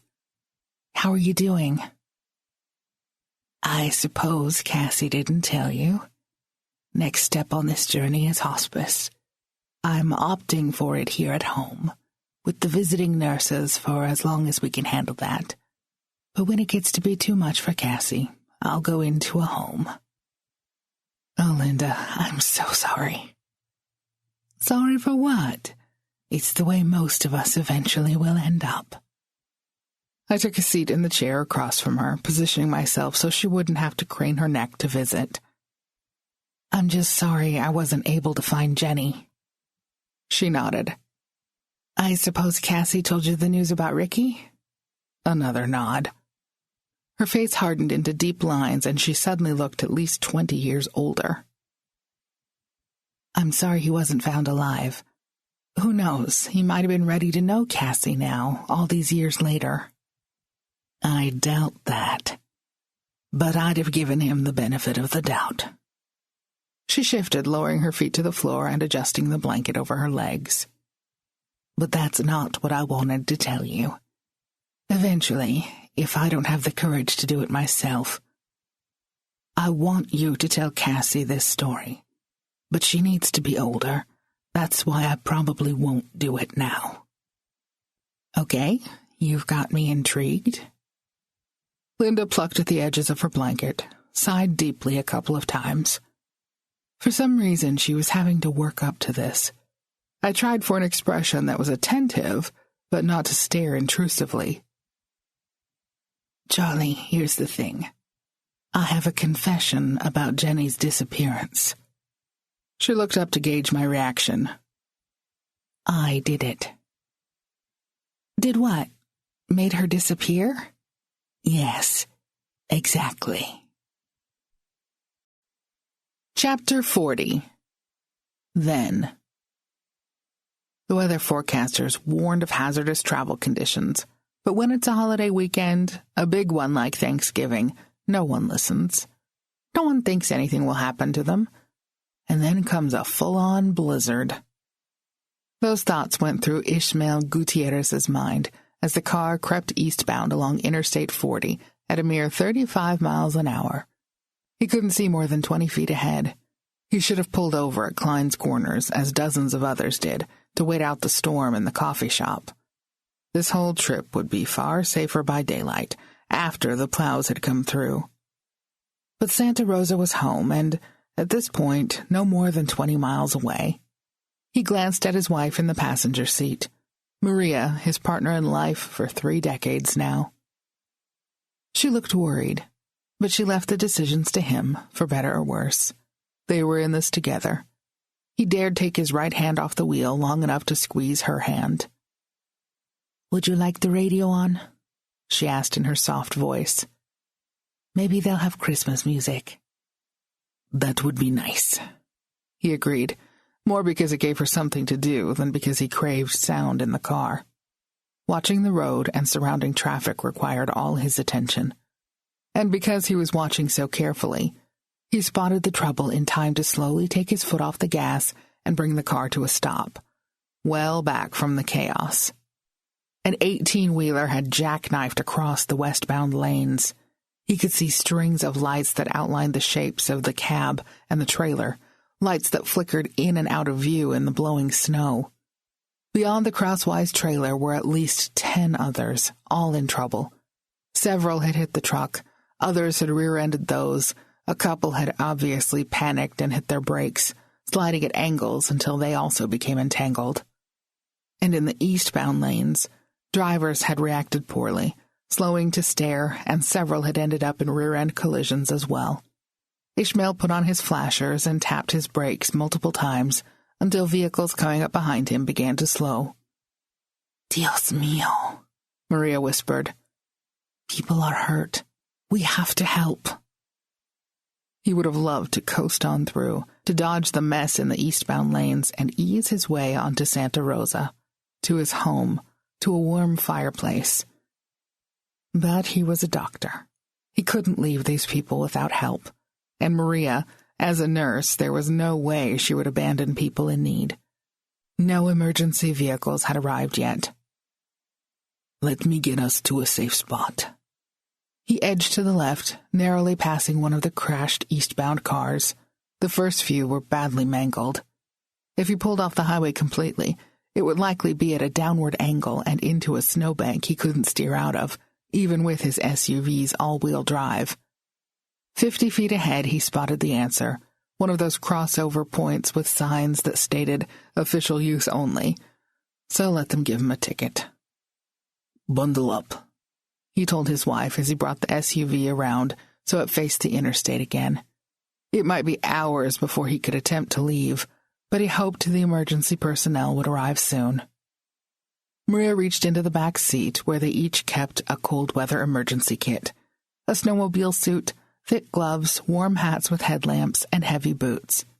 She'd seen too many people brought into the ER at Guadalupe County Hospital with frostbite and hypothermia. People who had no idea how quickly the cold would affect them. One couple had died when their car stalled only a quarter-mile from their home, and they started out walking and became disoriented during a blizzard, very much like this one. They pulled on their winter gear inside the warm vehicle and stuffed their feet into the boots before opening a door. Trekking back toward the pileup, Ishmael saw the problem. The first car in the eastbound side had gone out of control, probably when the driver began to stare at the truck wreck, and a dark SUV caught the bumper, spinning both vehicles sideways. From that point, he counted 5 other vehicles that had bashed into them, one after the other. He couldn't open the door on the first car, but brushing the snow off the window and peering inside, it appeared the only person inside was sitting up, alert, and using his phone. Ishmael gave him a thumbs up and walked on to the next. The dark SUV didn't fare so well. With collisions from all sides, it was a mess. Through the window, he could see the driver was dead. The other passenger in the front also. The driver's side back door was crushed completely. Another vehicle wedged into its side. That driver waved him on, yelling that he was okay. Farther down the line, he could see a few people getting out of their cars, meandering now that all the traffic had come to a halt. Maria called out, her headlight bobbing into his vision on the opposite side of the dark SUV. "This isn't good." He looked across to see what her light revealed. The rear passenger door was open, probably sprung at the moment of impact. In the back seat, he could tell that someone else had been riding there. A lightweight jacket, a paperback book. Worst was the lone shoe. When the body is sent flying, shoes often come off. One shoe wasn't a good sign. "Look around," he shouted to his wife. "Someone could be lying out in the snow." He scrambled over the SUV's hood to join his wife. "Here!" she shouted. A still form lay sprawled more than 15 feet from the roadside. They both rushed toward it. "This girl isn't dressed for the weather at all," Maria said, removing a glove to check for a pulse. "She's alive, but very cold." For a split second, Ishmael debated taking off his snowmobile suit to offer its warmth, but that would be foolish. The young woman was already cold, and her head was bleeding. He needed to keep himself warm enough to get her to safety. "Let's get her to our car," he said. Without waiting for Maria's agreement, he stooped to pick up the woman, who weighed practically nothing. "Get my keys. Run ahead," he said to his wife. By the time he'd carried the inert form past the first bashed vehicles, his back was beginning to ache from the effort of trudging through deep snow with such a burden. But there was no way he was quitting now. Maria had reached their vehicle, started the engine, and opened a back door. Ishmael set the injured woman inside, crawling in on the floor to look at her injuries. There was always the fear of doing more damage, neck or spinal, but in this case she would have frozen to death before those injuries could be dealt with anyway. "All we can do is get her to the hospital," he told Maria as he peeled off his snowsuit and draped the warm, dry inner parts over his patient. "I'll sit with her. You drive," she said. He pushed it as much as he dared, but even with no other traffic moving now, they were using up the golden hour of life by the time they reached the small hospital in Santa Rosa. Maria had phoned ahead and alerted her fellow staff in the ER, so when they pulled up to the portico outside, a gurney and team were waiting. "The ambulances have all gone," one of the young interns told them. The hospital had only one, and the volunteer fire department another 2. "Everything from 3 counties is being sent to an accident on I-40. "We were there. Consider her your first arrival of the night." By the time they'd wheeled the patient indoors, she'd begun to stir restlessly. "Keep her still," Maria advised. "I think there's a broken leg in addition to the head injury. If that's all, she's lucky." In a curtained cubicle, the young woman moaned and her eyes fluttered open. What's going on?" Ishmael watched as his wife spoke gently. "Hey, sweetie, it's going to be okay. You're in the hospital. We're going to get you warmed up, and then we'll do some tests, okay?" He stepped over to the bedside. "Can you tell us your name? Where do you live?" The woman's eyes darted back and forth in confusion. I don't know." Chapter 41. Now. I stared at Linda, not quite believing what I'd heard. "You made Jenny disappear?" A dozen thoughts went through my head, none of them good. She leaned forward, planning her words. "Jenny and I did it together." At my puzzled expression, she made an impatient gesture. "Maybe I should start at the beginning." Maybe you should. I almost reached for a pen, but I had a feeling none of this was something I would forget. I sat back and let her talk. "It goes back to Ricky. After he left her, nearly a year later, I suppose he began to have second thoughts about the breakup. He called Jenny a lot, wanting her to take him back. She was skeptical. He hadn't given up the idea of becoming a famous guitar player, but he hadn't proven he could actually earn a living at it.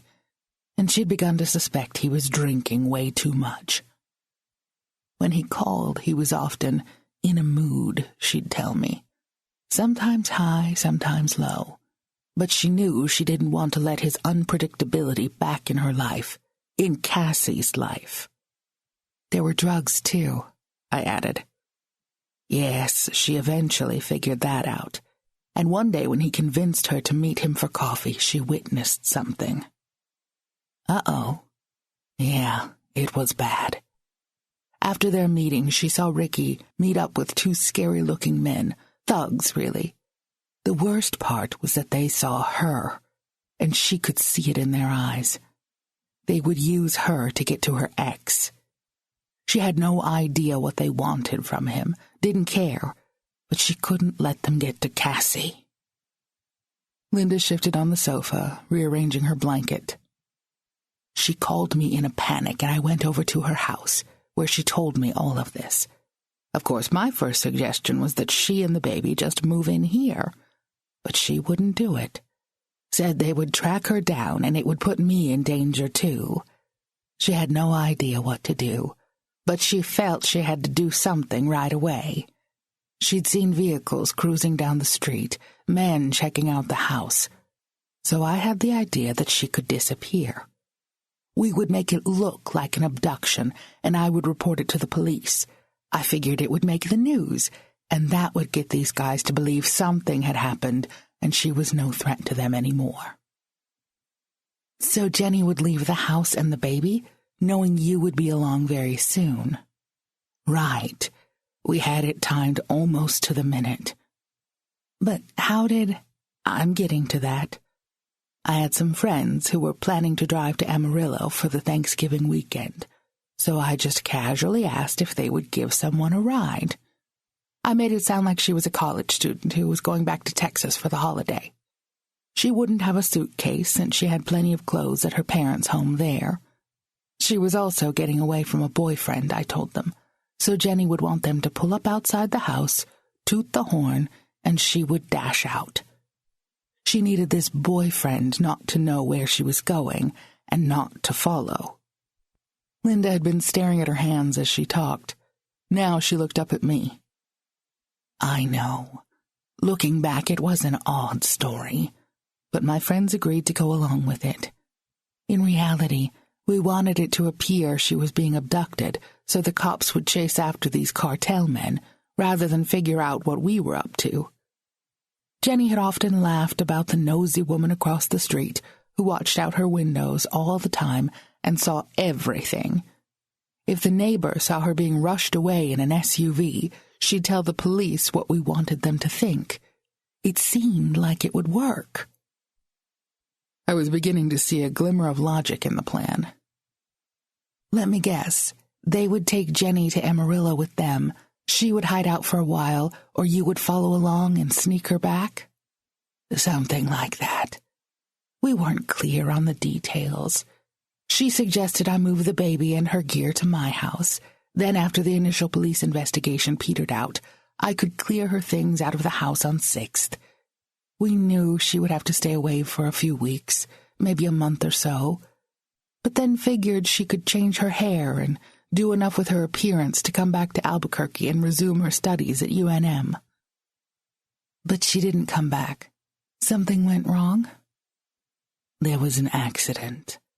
My friends drove toward Texas as per the plan, but the weather turned nasty, and there was an accident. A horrible multi-car pileup on the interstate. The couple I was trusting with my daughter's life were both killed. A stone sunk to the pit of my stomach. Jenny, too? By the time I'd heard of the accident, I had already reported her disappearance to the police. I had planted evidence at the house in the form of a cigarette butt. She shook her head in disbelief. I went to so much trouble with that. Used tweezers to pick a random cigarette out of a public waste bin, took it to the house, dropped it near the porch. I figured if I made a big deal about how out of place that was, they would take it seriously. And I did convince one of the investigators to take it in and test the DNA. I figured one of two things would happen. Either it belonged to someone with a record, in which case the cops would follow that lead and go around in circles, or, as it turned out, the cigarette belonged to someone with no police record and it became a dead end. Either way, it would keep them busy a while. I remembered what I'd read in the file. Doesn't look like it turned into a real lead for them. No, But by then I was dealing with worse. The accident. I searched all the reports, even called the hospitals in the area. There was no sign of Jenny. Of course, she had left the house without her purse, so I had no idea if she carried any form of identification. I inquired about my friends and was told of their deaths, both gone instantly at the scene. There were so many injuries. Ambulances and paramedics came from several towns. Santa Rosa was the closest, about 20 miles away, but they have very limited facilities. It's a town of only about 2,000 people. The other towns in the region are similar. Tucumcari, Vaughan, Fort Sumner. None of them have decent trauma centers. The worst injuries were brought to Albuquerque, and I combed the records and called everywhere, asking about anyone of her description. She would have been reported as a Jane Doe if she had died. I couldn't find any that matched. Oh, Linda, you must have gone through sheer hell. At first, yes. But my one consolation was that if I couldn't find her, neither could Ricky or those men from the drug cartel that she'd been so afraid of. Tears that had pooled in her lower lids now spilled over. She reached for a water glass on the end of the table, discovered it was empty. I left my chair and went to the kitchen to refill it for her. After a long sip, she resumed. My only focus at that time was to keep my granddaughter safe. After my supposed discovery of Cassie alone there, I grabbed up the essentials she would need and loaded her into my car. We drove a roundabout route home so I could feel sure we weren't followed. She stared at a space in the middle of the room. I'm sure I was just being silly. What would these drug types want with a middle-aged woman and a baby? But based on what Jenny had told me about Ricky and these guys, I couldn't be too careful. We stayed locked inside the house for at least a week. I wouldn't leave the phone, certain Jenny would call me from somewhere. And if she had survived the accident, I know she would have. That's what led me to believe, eventually, that she had died, an unidentified victim. Not being able to bring her home and bury her. That's been the worst part. What were your feelings when Cassie hired me to find Jenny? At first, that it was a waste of money. I'd tried everything 15 years ago. But then I began to wonder. When someone you love is missing, you can't help but hold out some hope. Some tiny scrap of hope. But then I didn't want Cassie to get her hopes built up too much. You know what I mean? How cruel it is to let her keep thinking Jenny might walk through the door any day, and they'll just take up together and live happily ever after. She's feeling that same thread of hope you've held on to. Plus, she's really kind of freaked out about going to live with the aunt and uncle she barely knows. Ted and Myrna are good people. My brother raised 2 kids of his own. They'll be fine with Cassie, and even though it's not the situation everyone wants, it's only a couple of years before she'll graduate and can start college. There's enough money in my estate to cover that, and Cassie gets it all. So what would you like me to do at this point? She sighed. Do you think there's any chance Jenny is still alive?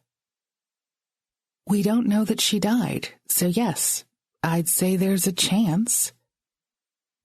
Then go for it. If you can find out where she is, even if she did die, Cassie deserves to know. Whatever happens after that, well, I most likely won't be around to see it. Chapter 42. My entire way of looking at the investigation had just been turned upside down, so my mind was churning with possible routes to take. I left Linda tucked in and as comfortable as I could before I headed out. That multi-car accident on I-40 would have made the news, so that would be my first stop. With no idea how the local newspapers have been publishing online editions, I figured my first stop should be the offices of the Journal. It helped that I knew the exact date of the accident, the day Jenny vanished, and was able to bring up microfiche of the news coverage. In typical fashion, the stories about both major dailies began with the horror of it all. Blinding snowstorm, darkness coming early at that time of year, so many travelers on the road heading toward their families for a long weekend of celebration. A jackknifed tractor-trailer rig headed toward Albuquerque, an SUV attempting to pass it, another car close behind slamming into it, more vehicles sliding out of control, and then more, some going off the road to each side. Then the eastbound lanes became the scene of similar wrecks, as drivers slowed to watch and others plowed into them. In all, more than 50 vehicles had become involved. After the horror came the heroics. Brave first responders who arrived in impossible conditions to sort out the situation, perform triage, try to get help for those who could be helped. First-hand accounts of miracles and heroes, heart-rending tales of loss and those who would be affected for life. And after that storyline of feel-good heroism exhausted itself, then came the blaming. Why hadn't snowplows kept the roadway clearer? Why hadn't state police closed the road? Drivers should receive better instruction on coping with snowy conditions. Weather reports should have been updated more frequently. The state should have put up better signage. After all, the section of highway was notorious for winter accidents because of the open countryside and howling winds during storms. One reporter even suggested that the entire interstate highway system should have been planned better. With 25 people dead, nearly 100 seriously injured, someone needed to shoulder the blame. I grew weary of the way the coverage was going after the third day of it. By the fifth day, a school shooting in Texas took over the front pages, and the crash virtually disappeared from sight. I wasn't sure of my next move. Most likely the state police would have official records of where the victims had been taken and names of the fatalities. So I headed toward their headquarters in Santa Fe, only to be referred to the Department of Transportation, where I was told I would need to file a request for information and plan on 8 to 10 weeks for a response. I filled out the form, although this wasn't going to net any answers in time for Linda. Gritting my teeth, I headed home. One thing about the hour-long drive, my mind had ample time to mull over everything and to put it in perspective. I couldn't allow myself to become lost in the tons of minutiae the news reporters had dug up. I couldn't get bogged down in government paperwork.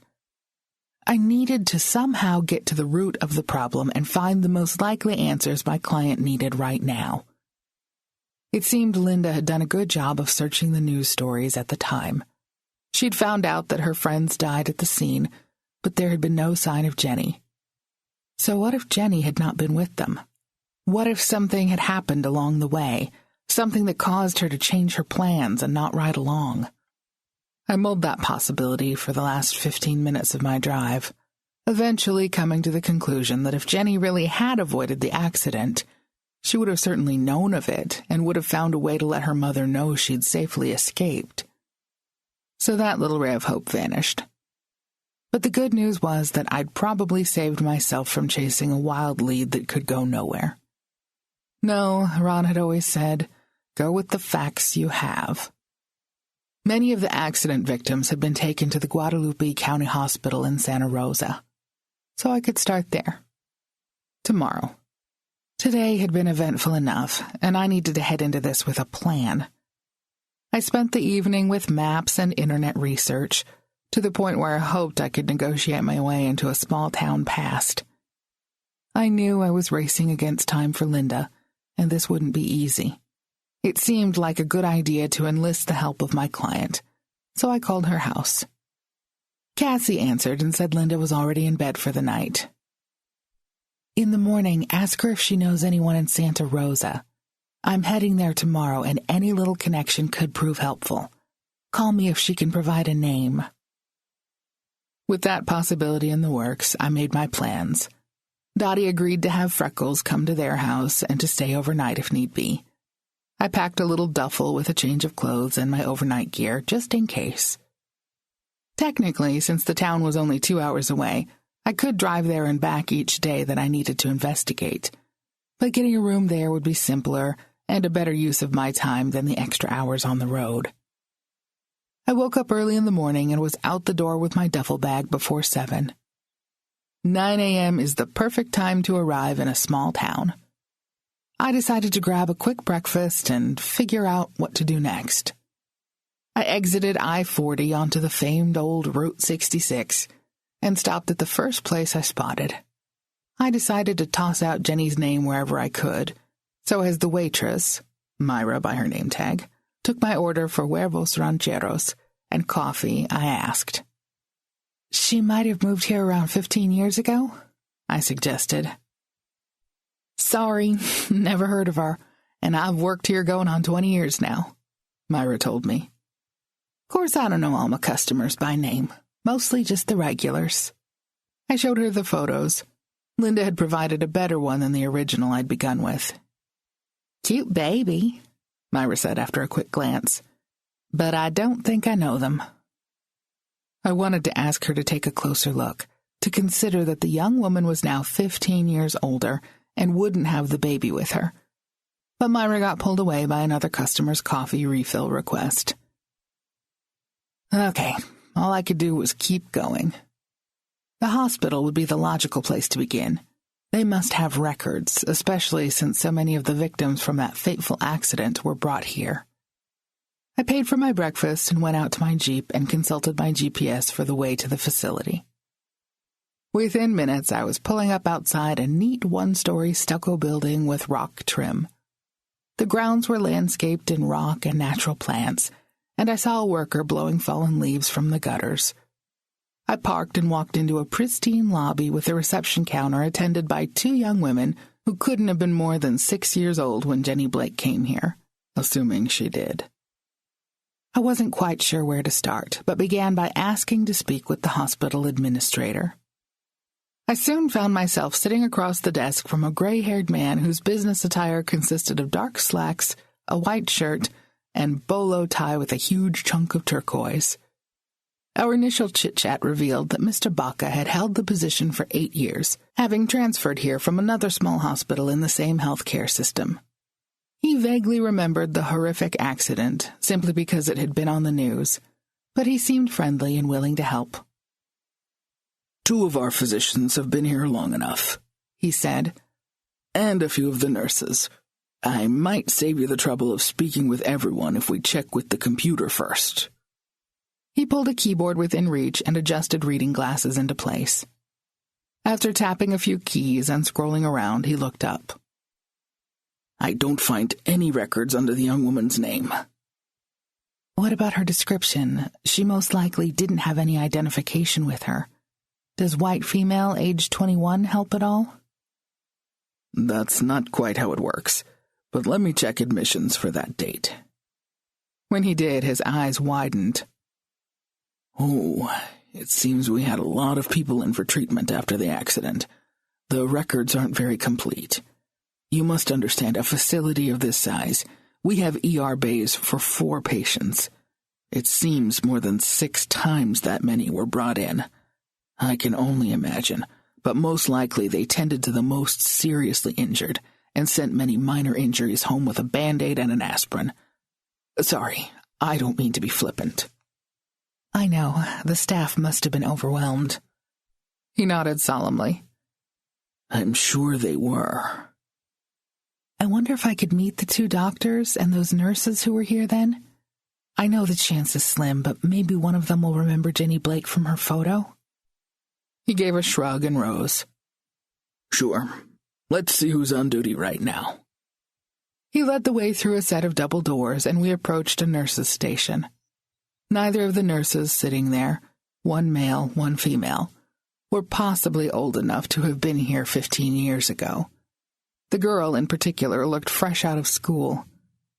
Mr. Baca rattled off a few names and asked where they were. Linda and Sophie are with patients dispensing meds, I believe, said the male nurse. He glanced at the other one. She spoke up. Maria's somewhere, I'm not sure, and Betty went to help out in the ER. I had to give Baca credit for cooperativeness. He set off down a corridor of patient rooms, and I trailed along, pausing at each room and peering in. He knew who he was looking for. Outside one room, we waited until the nurse with black hair and bright yellow scrubs came out. He vaguely explained what I wanted and asked if she could take a look at the photo. She gave me a pleasant smile. "I'm Linda. How can I help?" I handed her the photos of Jenny. One, her high school graduation picture, and the other a few years older, holding Cassie as an infant. Linda gave them a good long stare, but finally shook her head. "Sorry, I saw so many people that night. I'll never forget it because it's the worst trauma we've ever dealt with here. We didn't have nearly enough beds. There were so many really bad injuries." I nodded and took back the picture. She pointed at the one with Jenny alone. "She looks a little bit familiar, but no, I don't know her." The fact that Jenny seemed familiar to one nurse was encouraging. Maybe one of the others would remember treating her. I held on to a thread of hope. Baca and I resumed our trek down the hall, but the answer was the same with the two other nurses we located. Too many injuries, a tiny hospital in chaos, names and faces that just didn't stick with any of them. "We'll check the ER," he told me, pointing toward another set of double doors at the very end of a long hallway. "Someone mentioned a cardiac patient came in a while ago, and that's Dr. Gutierrez's specialty."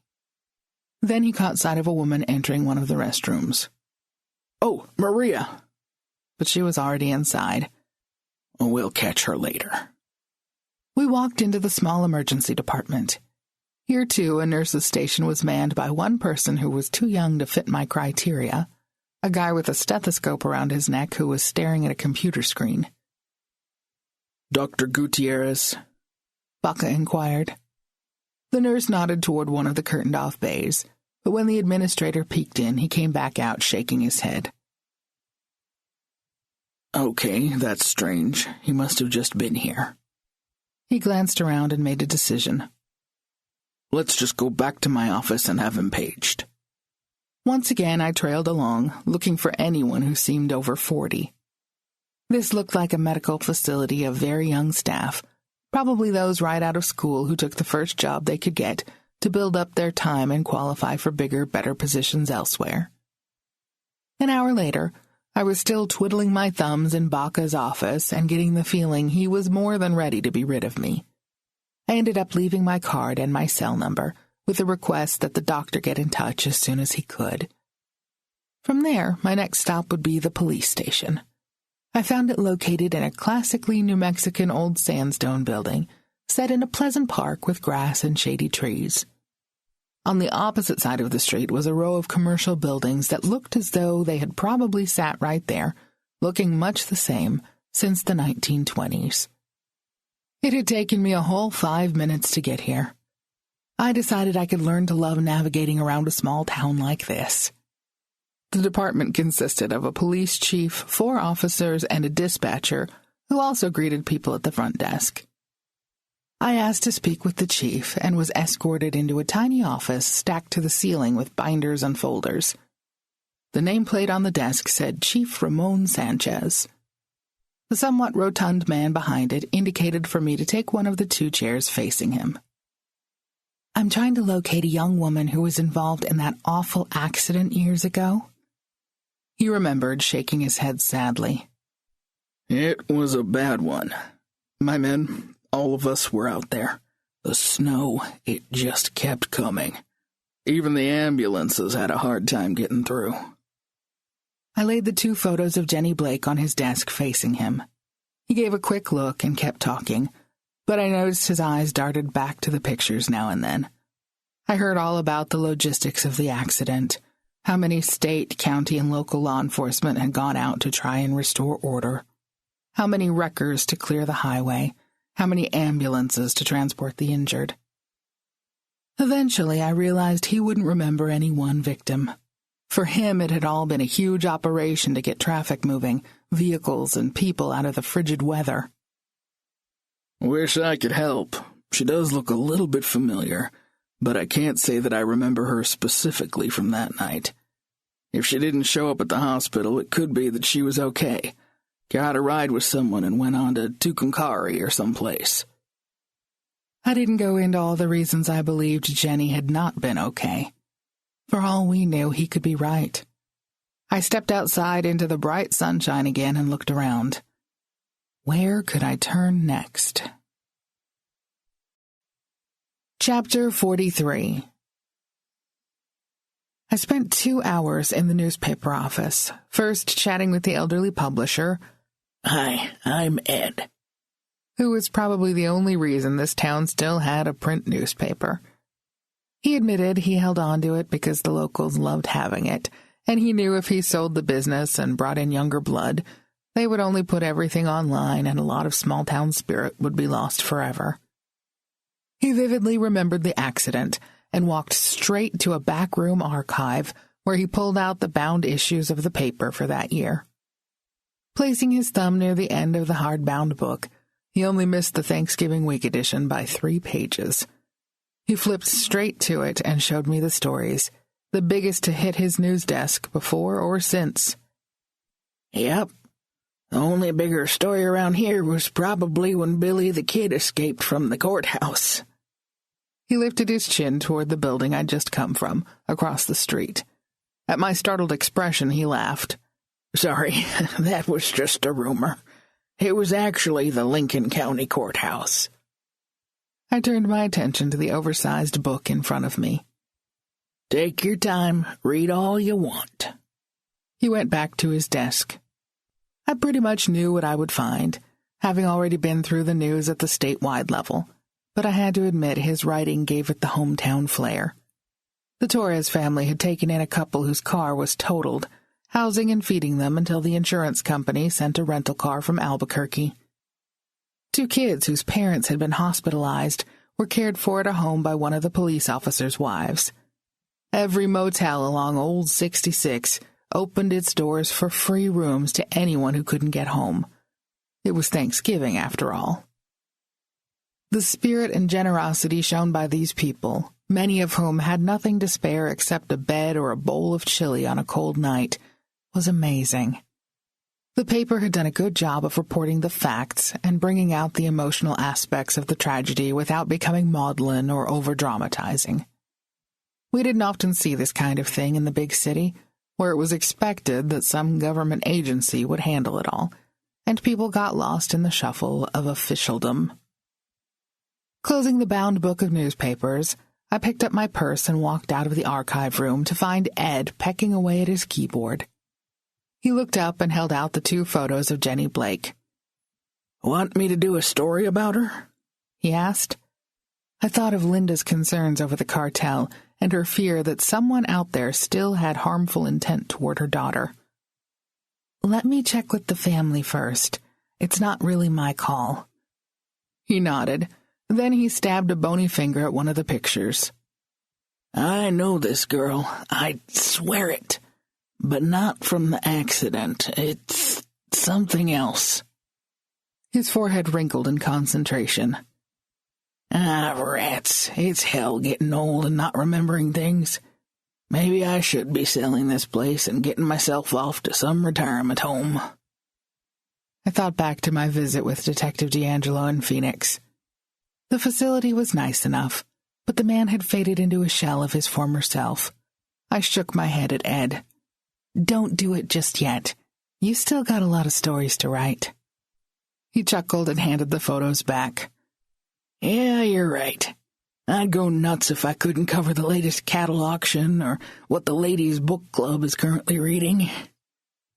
I left the office with a smile on my face, but that faded as I walked back to the spot where I'd parked my Jeep. I had pretty much exhausted the somewhat official channels where I could get information about the accident and the missing Jennifer Blake. So now what? I got in the car, turned on the AC to cool it down a bit, and then began to meander. It was an interesting little town, filled with older homes and those long-time shop fronts, interspersed with bright spots of color in newer restaurants and the very few chain stores, a Napa Auto Parts and a Family Dollar store. Motels tended to be mom-and-pop operations, rather than those of bigger chains. I cruised east on 66 until it climbed a steep hill and led to an entrance for I-40, where I spotted the Golden Arches and a scattering of well-known hotel signs. And I knew this, too, was a little town that couldn't completely escape the modern world. Rather than getting on the interstate, I made a left turn into an abandoned parking lot, where something once stood before it got bypassed by progress, and wheeled around to get back on the main drag through town, this time westbound.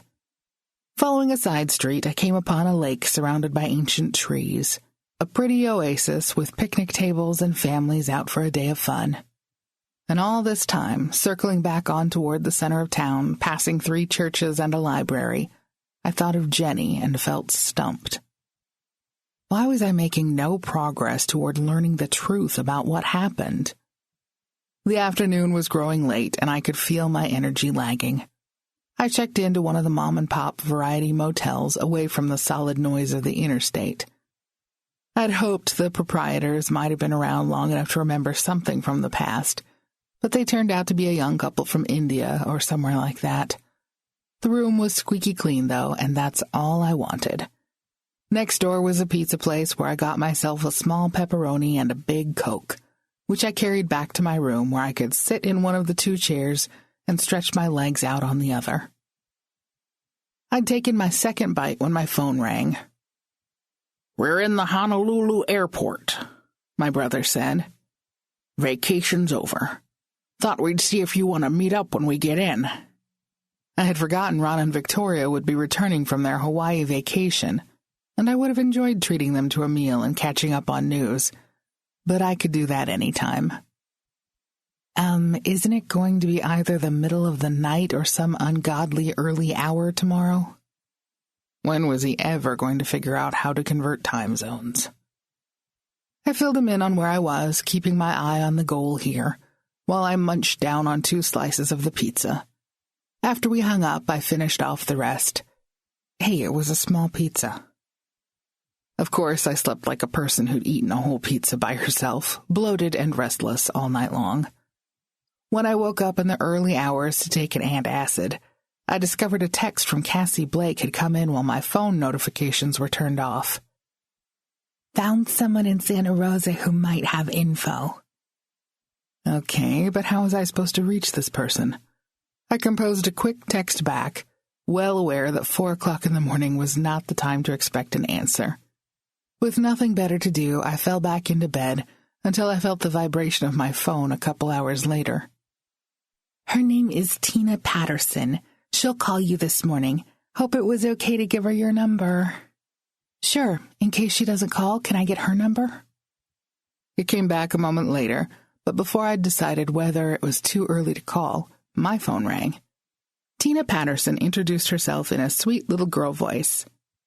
I hope it isn't too early, but I gotta be at work in an hour. Cassie said she thought it would be okay. Yes, absolutely. She told me you might have some information about a case I'm working on, but she didn't exactly say how she found you. Oh, Instagram. I wasn't quite sure how that explained anything, but okay. I am a huge mystery fan. Anytime a hashtag with mystery comes through, I just have to check it out. And so this one had mystery and Santa Rosa, so of course I was hooked. Good thinking, Cassie.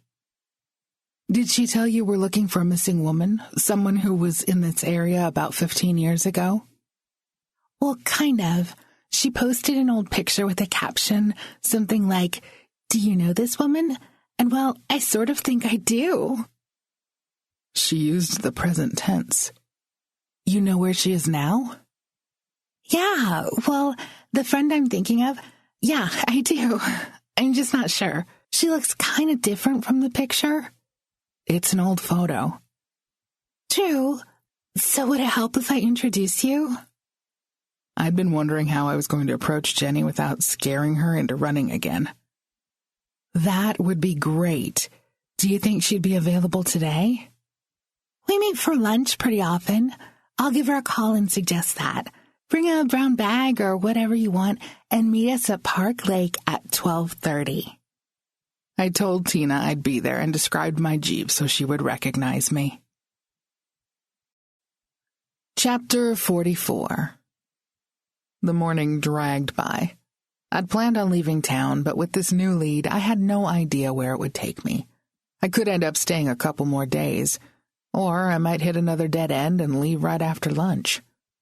A hum of excitement tingled at me, knowing I could be this close to Jenny. Or it might have been raw nerves, not knowing how she would react.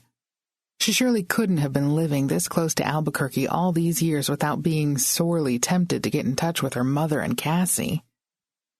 Or maybe she had. The new thought edged in. Maybe she'd secretly made the drive and watched them, wanting to know they were all right. About 14 such maybes filled my head as I walked around the central part of town, until at last it was noon. I got a sandwich at the cafe where I'd eaten breakfast, and then headed to the lake. I spotted them right away, 2 women in their 30s sitting at a picnic table. When I parked the Jeep and got out, one of them waved me over. Tina introduced herself and then turned to her friend. Charlie, this is Crystal Gutierrez. She'd changed her name, and Tina was right. Her appearance had changed. Rich, deep brunette hair, a noticeable scar on her upper lip, and the shape of her nose was different. But I thought this could definitely be Jenny. We exchanged a little smile, and I sat down across the table from her. And here's where I became a lot more unsure of how to approach the subject. So at first I didn't. We 3 just chatted. Tina told me she'd lived in Santa Rosa all her life. She and Crystal were the same age, and they'd met when Crystal lost her parents and came to live with her uncle. I was in a bad accident, Crystal said, touching the scar. They took me in while I figured out what I wanted to do with my life. Apparently, I had a knack for accounting, so that's the path I took. Online courses, testing out of some classes, and then I got a job with Rory. Rory Martin, CPA, Tina supplied. A few years later, I got certified and opened my own office. Where did you live before the accident? I watched her face carefully as I asked. Crystal's expression turned sad. Puerto de Luna is what I'm told, but I have no memory of it at all. I woke up in the hospital and didn't remember anything. Ishmael and Maria filled in the details for me once we got to their house. I took a bite of my sandwich, mainly to mask my churning thoughts. She'd been in the accident but lost her memory. That could explain so much. But the new name, the invented past, it didn't seem to be coming from her, but from things others had told her. So Ishmael and Maria, they're relatives? My aunt and uncle. They both work at the hospital. I was so lucky they recognized me, and even luckier that they took me in and helped me adjust. She gave a wink toward Tina. 'Cause I'm so well adjusted now, right? They laughed at their own inside joke, and the conversation turned to their parents for the upcoming weekend, from which I gathered both were single and unencumbered by children. I decided I needed to talk to these surrogate relatives before I jolted Crystal out of her comfortable world. So, what brought you to Santa Rosa, Charlie? Crystal asked. Looking for someone who has a family back in Albuquerque. But this wasn't something to spring on her over lunch, so I switched topics. Actually, I'm an accountant too. Interesting that we have that in common. CPA? Yes, but I actually do the work for my brother's firm. It's tricky enough keeping up with the tax law for one type of business. How do you manage knowing all there is to know for a variety of clients? From there, the conversation turned into enough obscure terminology that I caught Tina yawning at one point, and then the lunch hour was over. While Crystal gathered everyone's trash and carried it to a barrel across the park, I asked Tina not to say anything about our investigation. Until I'm absolutely certain it's Jenny, I don't want to scare her. She promised, although by the gleam in her eyes, I knew she would want to know how the mystery turned out. We exchanged contact information, and I told them both if they ever visited Albuquerque that I could send them to the best Mexican food in town. Tina set off walking. Her job was at the nearby fish hatchery, and Crystal got into a little Ford. I drove straight to the hospital where I asked my buddy, the administrator, for a meeting with either Ishmael or Maria Gutierrez, or preferably both. He looked at a schedule on his computer screen before saying, "Sorry, it looks like this is their day off. They both normally take the same days." While pretending to consult my own calendar on my phone, I did a search and found their home address. The other beauty of a small town is that it wouldn't be hard to find. The house was built of the same sandstone as the courthouse, in a style I'd noticed was prevalent with the older homes all over town. Reddish rock, white trim, a covered veranda on two sides. The front yard was fenced with a low wall of the same rock, and a short iron gate led to a flagstone walk that went straight to the front door. Maria Gutierrez answered my press at the doorbell, and the look on her face told me she'd seen me yesterday. She was the nurse who ducked into the ladies' room when Mr. Baca had tried to get her attention. She started with, "Sorry, we don't want to buy anything." "Maria, I think you know why I'm here. I need to speak with you and your husband." Without a word, she stepped aside and let me in. Dr. Gutierrez stepped through an archway into the living room. She looked up at him, this tall, gray-haired man with a kindly face. "Maria overheard the other nurses talking yesterday, saying that someone was asking about the girl from the time of the accident." I showed him the photos I'd been carrying with me. He nodded. "Yes, she is the girl. We stayed up late into the night talking about this." He gestured toward a grouping of chairs and a sofa. "Please, sit down." "I think I've figured out why Jenny Blake never showed up on any lists as a Jane Doe, but I'd like to hear the story from the beginning." He nodded gravely. "We were on the road that night. If we had been only a few hundred yards farther in our journey, we most likely would have been involved. I was able to avoid being hit, but we both realized the situation was bad. We found one person alive among the vehicles we checked, and we brought her here to the hospital." "At first, she was unconscious, but she came around," Maria added. "But when we asked her name, she didn't know it." "I treated the deep cut on her lip, and several others, and I set her nose as best I could. She has always had sinus problems since then. I should have called a specialist." "I watched her so carefully," Maria said. "But soon, very soon, the hospital was overwhelmed with people." "Most of the injuries were worse than Crystal's. I'm sorry, you said her name was Jenny?" The doctor's gaze met mine, and I nodded. "She wasn't in good shape to discharge, and where would she go? But there were no relatives to take her. Maria and I take full responsibility. I suggested we bring her to our home. Our housekeeper could watch her when we were not home, and we could see that she received proper medical care. I filled out the paperwork, listing her name as Crystal Gutierrez, and put myself as her next of kin. It was on the spur of the moment, but I said she was a niece, that my nephew's brother was her father, but he had been killed in the accident. No one checked. No one cared to check. You must understand, everyone in the hospital was running at full speed that night." "So you brought her home to heal? That was very kind of you. But I don't understand. Didn't Jenny eventually remember who she was? Did she just quietly accept that you called her Crystal?"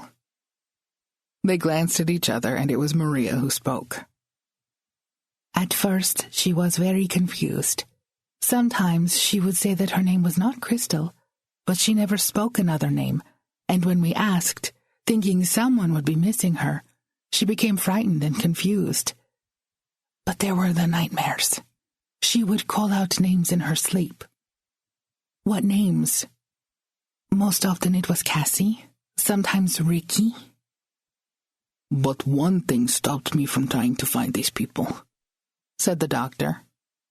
I will never forget this. She was in one of her nightmares. I went into the room to check on her, and she cried out, so frightened, "Ricky, no, he's going to kill you. He'll kill me." He shrugged. I have no idea who she was talking about, but she was terrified. And that's when I knew she had been running from something very bad. If I'd had any doubts about the photos matching, those names made me certain I'd found her. We think it was the Chaco cartel out of Española. His face turned pale. Dios mío.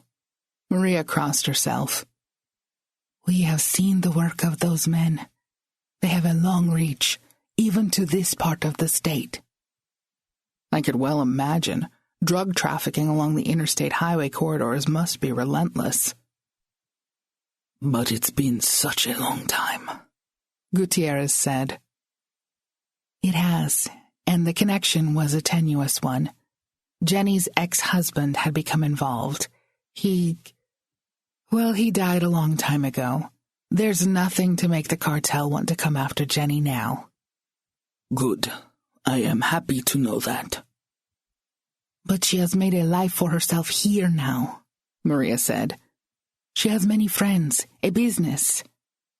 I know, I wouldn't expect her to leave, but there are important reasons I would like for her to know the truth. I went into the story of Linda's illness and how badly Cassie wanted to know that her mother was alive. By the end, Ishmael and Maria both had tears in their eyes. If this mother could know, before she dies, that her daughter is alive and well, this would mean so much to her, Maria said. It would.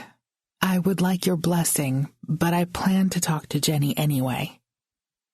It would be easier if we are there, all of us. She trusts us, but I sense there are things she has not told us. I had a feeling that could be the understatement of the decade. Chapter 45. Maria called Jenny at her office and suggested she come by their house rather than going to her apartment after work. I went back to the motel and paid for another night. This evening could go late, and I gathered all my case files to show the family. In a way, this was going to be sad. The Gutierrez couple literally had begun to feel as if their Crystal were their own niece. I arrived around 4 and showed the older couple the file. They were astounded that word of the search for Jenny had never reached them. But I sensed that they both somehow knew. They had grown fond of her and didn't want to let go. When it came to revealing all this to Jenny, they agreed to let me do the talking. The little Ford pulled into the driveway, and Jenny, Crystal, came bounding up the sidewalk and through the front door. Tia Maria, lo que es para la cena, she called out. Maria answered, and I caught enough to understand that dinner would be enchiladas. The two bantered in Spanish a little more until Jenny looked across the living room and spotted me. A puzzled expression crossed her face. Chiquita, there is some news, Ishmael told her. Before dinner or after? Maria asked, always practical. Before, Jenny said. I could see she was worried. At lunch, I mentioned I was here looking for someone. Right. The light began to dawn. I went through the whole story, pulling out photos and the police report Linda had filed when Jenny went missing.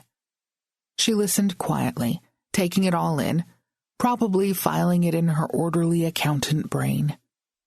She pointed to the pink sweater she was wearing in the photo, the one where she was holding Cassie. I remember this sweater. She looked up at Ishmael. You were wearing it when we found you. Unfortunately, it had a lot of blood on it. We threw it away. So my real name is Jenny Blake. She looked toward Ishmael and Maria. And I have a baby? We didn't know. Chiquita, honestly, we had no way to find out. There was no child of that age among the accident victims. Your daughter is called Cassie, and she is alive and well with your mother in Albuquerque. She's in high school," I told her. Then Ishmael went into his story about the night they found her and why they'd given a fake name, simply to be able to check her out of the hospital without a lot of questions. He admitted they had not tried very hard to learn her identity, as she was clearly very afraid of something from her past. At some point, I closed the folder and Maria pressed us all to go to the table before the enchiladas became overcooked in the oven. We ate sparingly, everyone digesting the information we had all shared. We were about to start on Maria's homemade flan when my phone rang. When I saw it was Cassie, I excused myself to take the call. "Charlie, can you come over?" I could tell she was crying. "Cassie, take a breath. I'm not in town right now, but tell me what's wrong." "It's Graham. She's taken a turn for the worse. The hospice nurse is here now. They say she might live only another day or two. I don't know what to do." My mind raced. "Okay, for right now, you just do whatever they suggest. I can be there tonight." I walked back into the dining room and faced the Gutierrez family. I had mentioned already that Linda was ill, which was Cassie's reason for hiring me. Now I had to tell them the awful truth, that the timeline had suddenly moved forward. "Jenny, I'm afraid it's now or never for you to see your mother again." Her eyes darted back and forth between the aunt and uncle who had been her only family these past 15 years. "You can ride with me. I'm heading back to Albuquerque tonight." I hated pressing her this way. She'd received a shocking amount of news in the last couple of hours, but it was the only way Linda would get to see her again. Ishmael squeezed her hand. "Go, Chiquita. You owe your mother this." "And Cassie," I reminded. "She's a sweet, well-adjusted kid, but she needs the reassurance that you didn't willingly abandon her." I felt my own voice cracking slightly. With a deep breath, I went on. "You don't have to make a commitment to stay there or to leave your life here, but for now, for tonight." "This is the right thing to do," Maria said, taking Jenny's other hand. "Go to them now. We will be here for you, no matter what you decide later." Jenny gave each of them a tearful look before she stood up. "I need to get some clothes, enough for a few days," she said. "Follow me to my apartment." I was already on my way to the living room to pick up the folder and my purse. An hour later, she'd tossed a small bag into my Jeep.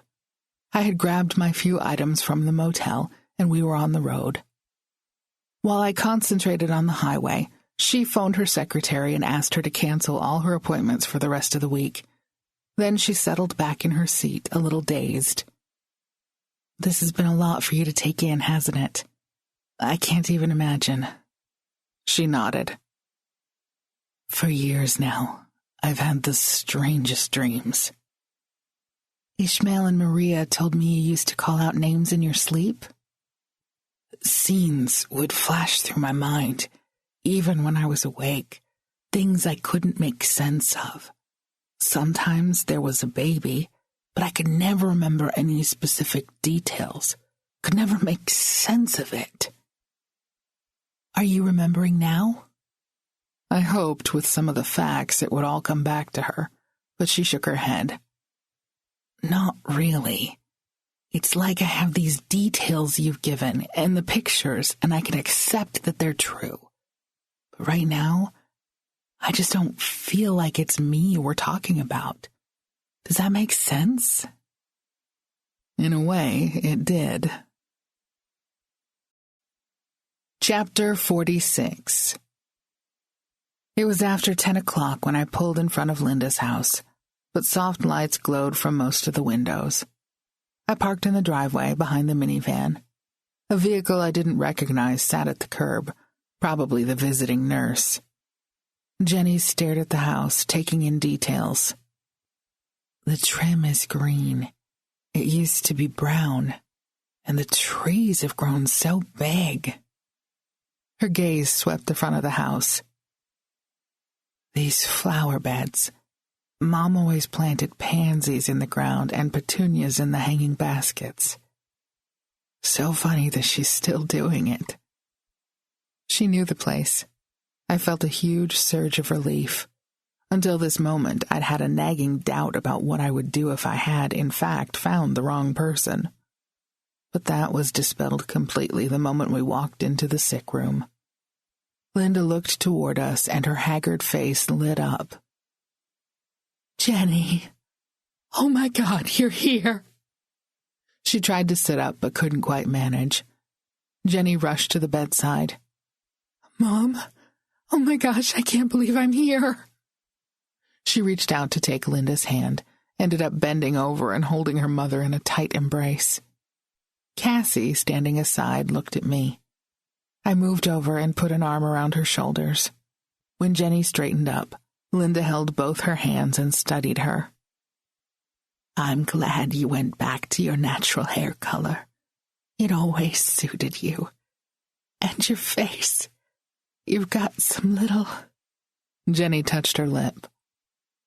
The scar, I know. It happened in the accident. I don't know much more than that. She turned to me. We can catch up on all the details later. I want you to meet the most amazing young lady. She's the one who came to me because it was so important to her to find you.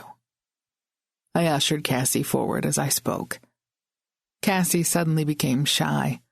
The reality of the woman she'd heard about all her life, the emotion seemed a little overwhelming. Jenny sensed her daughter's hesitance. Oh, Cassie, I'm so amazed at how you've grown up. I don't quite know how that happened. She laughed. They both laughed. I have so much to learn about you and about what happened. We don't know each other now, but we will. She was staring into Cassie's eyes, memorizing her face. Then Cassie said the thing that all teens use as a way of getting acquainted. Want to see my room? Jenny took her hand. Yes, absolutely. It was my cue to leave. Chapter 47. I fell into bed and slept like a dead person until my phone rang. A glance at the screen showed it was 8:05 a.m., and the caller was Ron. He may have said something in the way of a greeting. I don't know. I was still 90% asleep. So, Kent Taylor called. I must have mumbled something like, "What?" But he went on talking. I guess you didn't mention that you and he were actually on a case together. Something more than simply checking out some fingerprints?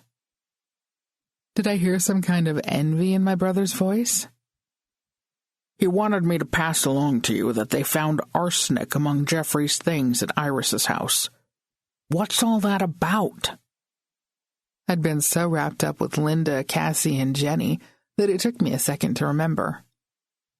A friend of Elsa's. She married the wrong man, and he tried to poison her. Okay. At least this next bit makes a little more sense. Taylor says the whole family has pulled this kind of thing before. I could tell he was reading from notes. In a few cases, they've bilked the older woman out of their life savings and then disappeared. But there was another poisoning, nearly identical to this, and he says Mark was in on it? Wow, Iris had been lucky. We all had been lucky since Jeffrey was trying to fix Elsa up with his so-called cousin. Thanks for passing along the message. I need to get with Graham today, and we'll probably swing by to visit Iris, see how she's doing. I ended the call, sat up, and realized it was full daylight. Speaking of Graham, she'd surely been up since the crack of dawn, and by now she would have noticed my vehicle back in the driveway. I should relieve her of dog-sitting duties. Iris is home now, and the slimy Jeffrey is gone. She told me when I walked over and we began to catch up on things over a cup of coffee at her kitchen table. She's still kind of sad about it, though. Several friends tried to warn her about him. I think she's a little embarrassed that she didn't listen. She stood up and picked up a small wrapped gift from the countertop. I want to go by for a little visit and take her this. Yes, I'll drive you. I'd like to see how she's handling everything. The plan became that we would drop by Iris's house mid-morning. The sky was clouding up when we arrived to find a crew busily mowing, trimming, tending all the plantings. I wondered what it would be like to have such a perfectly manicured yard with all the work done by someone else. Iris greeted us at the door with more bounce in her step than I'd seen since the day of her wedding. She led us through the kitchen where she'd set out a plate of pastries, and the scent of freshly brewed coffee filled the room. She exclaimed over the scented candle Elsa had brought and insisted on lighting it immediately. I quickly filled her in on the information from Kent Taylor this morning. "Well," she said, while pouring for all three of us, "I cannot believe what an old fool I was. Really, now that my mind isn't so foggy, I can see what all my friends tried to make me see. As soon as I got home from the hospital, I gathered all of the big rat's things, and I had the security guards haul it all to the dumpster, including that 70-something-inch TV set he bought. Can't believe I went for that." "Everyone makes occasional bad decisions," I said. "Not this bad. This debacle turned into a life-and-death choice. I was really shaken when the doctor told me how close I came to dying." "And Charlie says his cousin Mark was part of it. He sure was trying his best to rope me in," Elsa offered. "Although once he saw the level where I live, compared to all this," with a wave of her hand, "he must have known there were a lot bigger fish than me." "Well, I think you both have done the right thing," I said, raising my coffee mug in a little toast. "Men, who needs 'em?" Elsa said. "Well, except for Drake. You've got yourself a winner there, Charlie." "My lawyer says I can get the marriage annulled," Iris told us. "I'm lucky she's even speaking to me. She was absolutely livid when she found out Jeffrey had talked me out of signing a prenup. She'd drawn one up and everything, but he poured on more of the smooth talk. Said when people were as much in love as we were, we didn't need a bunch of silly paperwork like that. And I fell for it. Stupid, stupid, stupid. Don't beat yourself up too badly, Iris. Consider it a lesson learned. A mistake I'll never repeat," she said with a smile.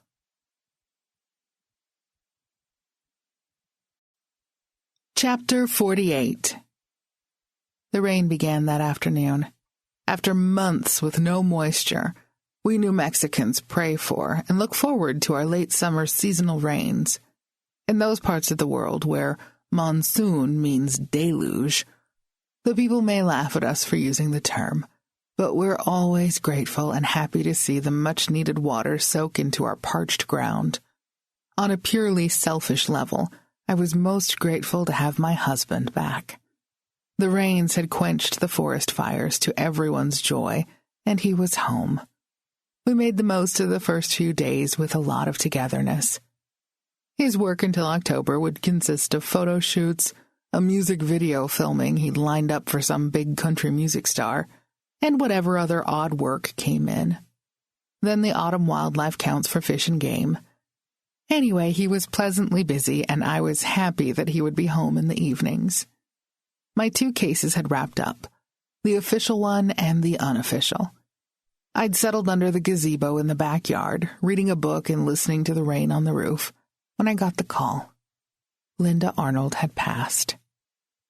Cassie told me the news in a stoically grown-up voice, although I knew she was hurting deeply. She invited me to the memorial, which was to be a small gathering of friends at Linda's house. Much as I detested funerals, I agreed to go. This girl who had walked into my office weeks ago still touched me. I wanted to know that she would end up in a good place in her life. Thursday came around. I spent the morning at my office and then walked the 2 blocks to Linda's home. A dozen cars lined the block on both sides of the street, including one I noticed with Colorado plates. I saw Cassie staring out the front window, and she met me on the front porch as the first drops of this afternoon's rain began to fall. "I'm so glad you're here, Charlie. There are so many people." I pointed to the Colorado car. "Your uncle?" "Yes, come in and meet them. They've been locked away in a separate room with Mom ever since they got here." I noticed the ease with which she referred to Jenny as Mom. She caught my smile and guessed why. "We've gotten really close since she came here. I'm amazed at how she's built a good business in Santa Rosa and how well she coped with losing her memory for all those years. She had good mentors there, a couple who became another family to her. And she's a strong person." I hesitated to ask what Cassie's own plans were, guessing that's what the adults of the family had been locked away to discuss. Although most of us at 16 aren't really capable of making those life decisions that are in our own best interest, surely it had to be tough for her to watch everyone else plan her life. Inside, I met Ted and Myrna Arnold, who seemed like decent people, although somewhat stodgy considering they were only in their late 50s. That was just an impression, and I didn't say anything to Cassie. We took seats in the living room, where a nice urn held Linda's ashes, and the minister from her church said a lot of good things about her. I ignored the scent of the flowers and most of the words. The parallels between this girl's life and my own still felt fresh. I watched Cassie's expression, seated now beside her mother, and wondered if I would ever be able to face the death of a loved one with any degree of detachment. Probably not. The official part of the quasi-service didn't last long, and then Myrna stood to invite everyone to stay for food. A glance toward the dining room when I arrived told me the hospital bed was gone, and the long table had been tastefully laid with a buffet. While most of the guests helped themselves to tea and little sandwiches, I sought out Jenny. "How are you doing?" I asked. "It's been such an adjustment. Once I was here, inside this house, memories came flooding back. Mother and I talked as much as she was able, and she verified most of what I remember. Ricky? Yes, my marriage and him leaving. I took her car and drove by my old house, the one on 6th. Details are hazy for me, but I remembered the house, and there was that nosy old neighbor who used to watch everyone. She still lives there." She chuckled at that. "I suppose Cassie told you Ricky had died a long time ago?" She nodded. "I'm surprised I don't feel more emotion over that. It was just so long ago, and I suppose a high school sweetheart. Well, the attachment for us didn't last." She said it with a little regret, which seemed healthy. She had moved on with her life. "So, leaving the past behind and facing the present, we've decided we're going to give Cassie the choice of where to live. Ted and Myrna are still very willing to take her in. Her final 2 years of high school will have to be spent somewhere other than Albuquerque, and that could be challenging for her, but she seems accepting. Denver is a much larger city with more opportunities." Her face began to take on a new excitement. "On the other hand, my apartment in Santa Rosa is small, but I've had my eye on a house I'd love to buy. It's an older house, very similar to Maria and Ishmael's, close to the lake. If my daughter decides she'd like to try small-town life, I want her to see it and approve before I make the offer." "Oh, Jenny, that sounds so nice.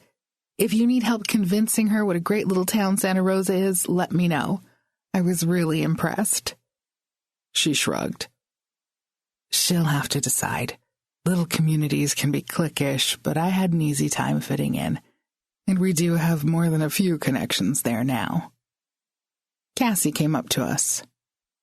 Mom, have you tried these cookies? The ones with the nuts and chocolate filling? They are amazing." Jenny laughed and picked one off the plate her daughter held out. "Ha, kiddo, you already know my tastes, don't you?" When they laughed and bent forward to touch noses, I knew the bond was complete. I had a strong feeling that Cassie would indeed end up in a good place in her life. This concludes Sweethearts Can Be Murder by Connie Shelton. This novel is a work of fiction. Names, characters, places, and incidents are either the product of the author's imagination or are used fictitiously. Any resemblance to actual events, locales, or persons, living or dead, is entirely coincidental. If you would like to receive our online newsletter listing new releases, simply go to booksinmotion.com and register with your email. Newsletter members receive special discounts and freebies. No purchase necessary. That's one word, booksinmotion.com. From Books in Motion, this is Rebecca Cook. Thanks for listening.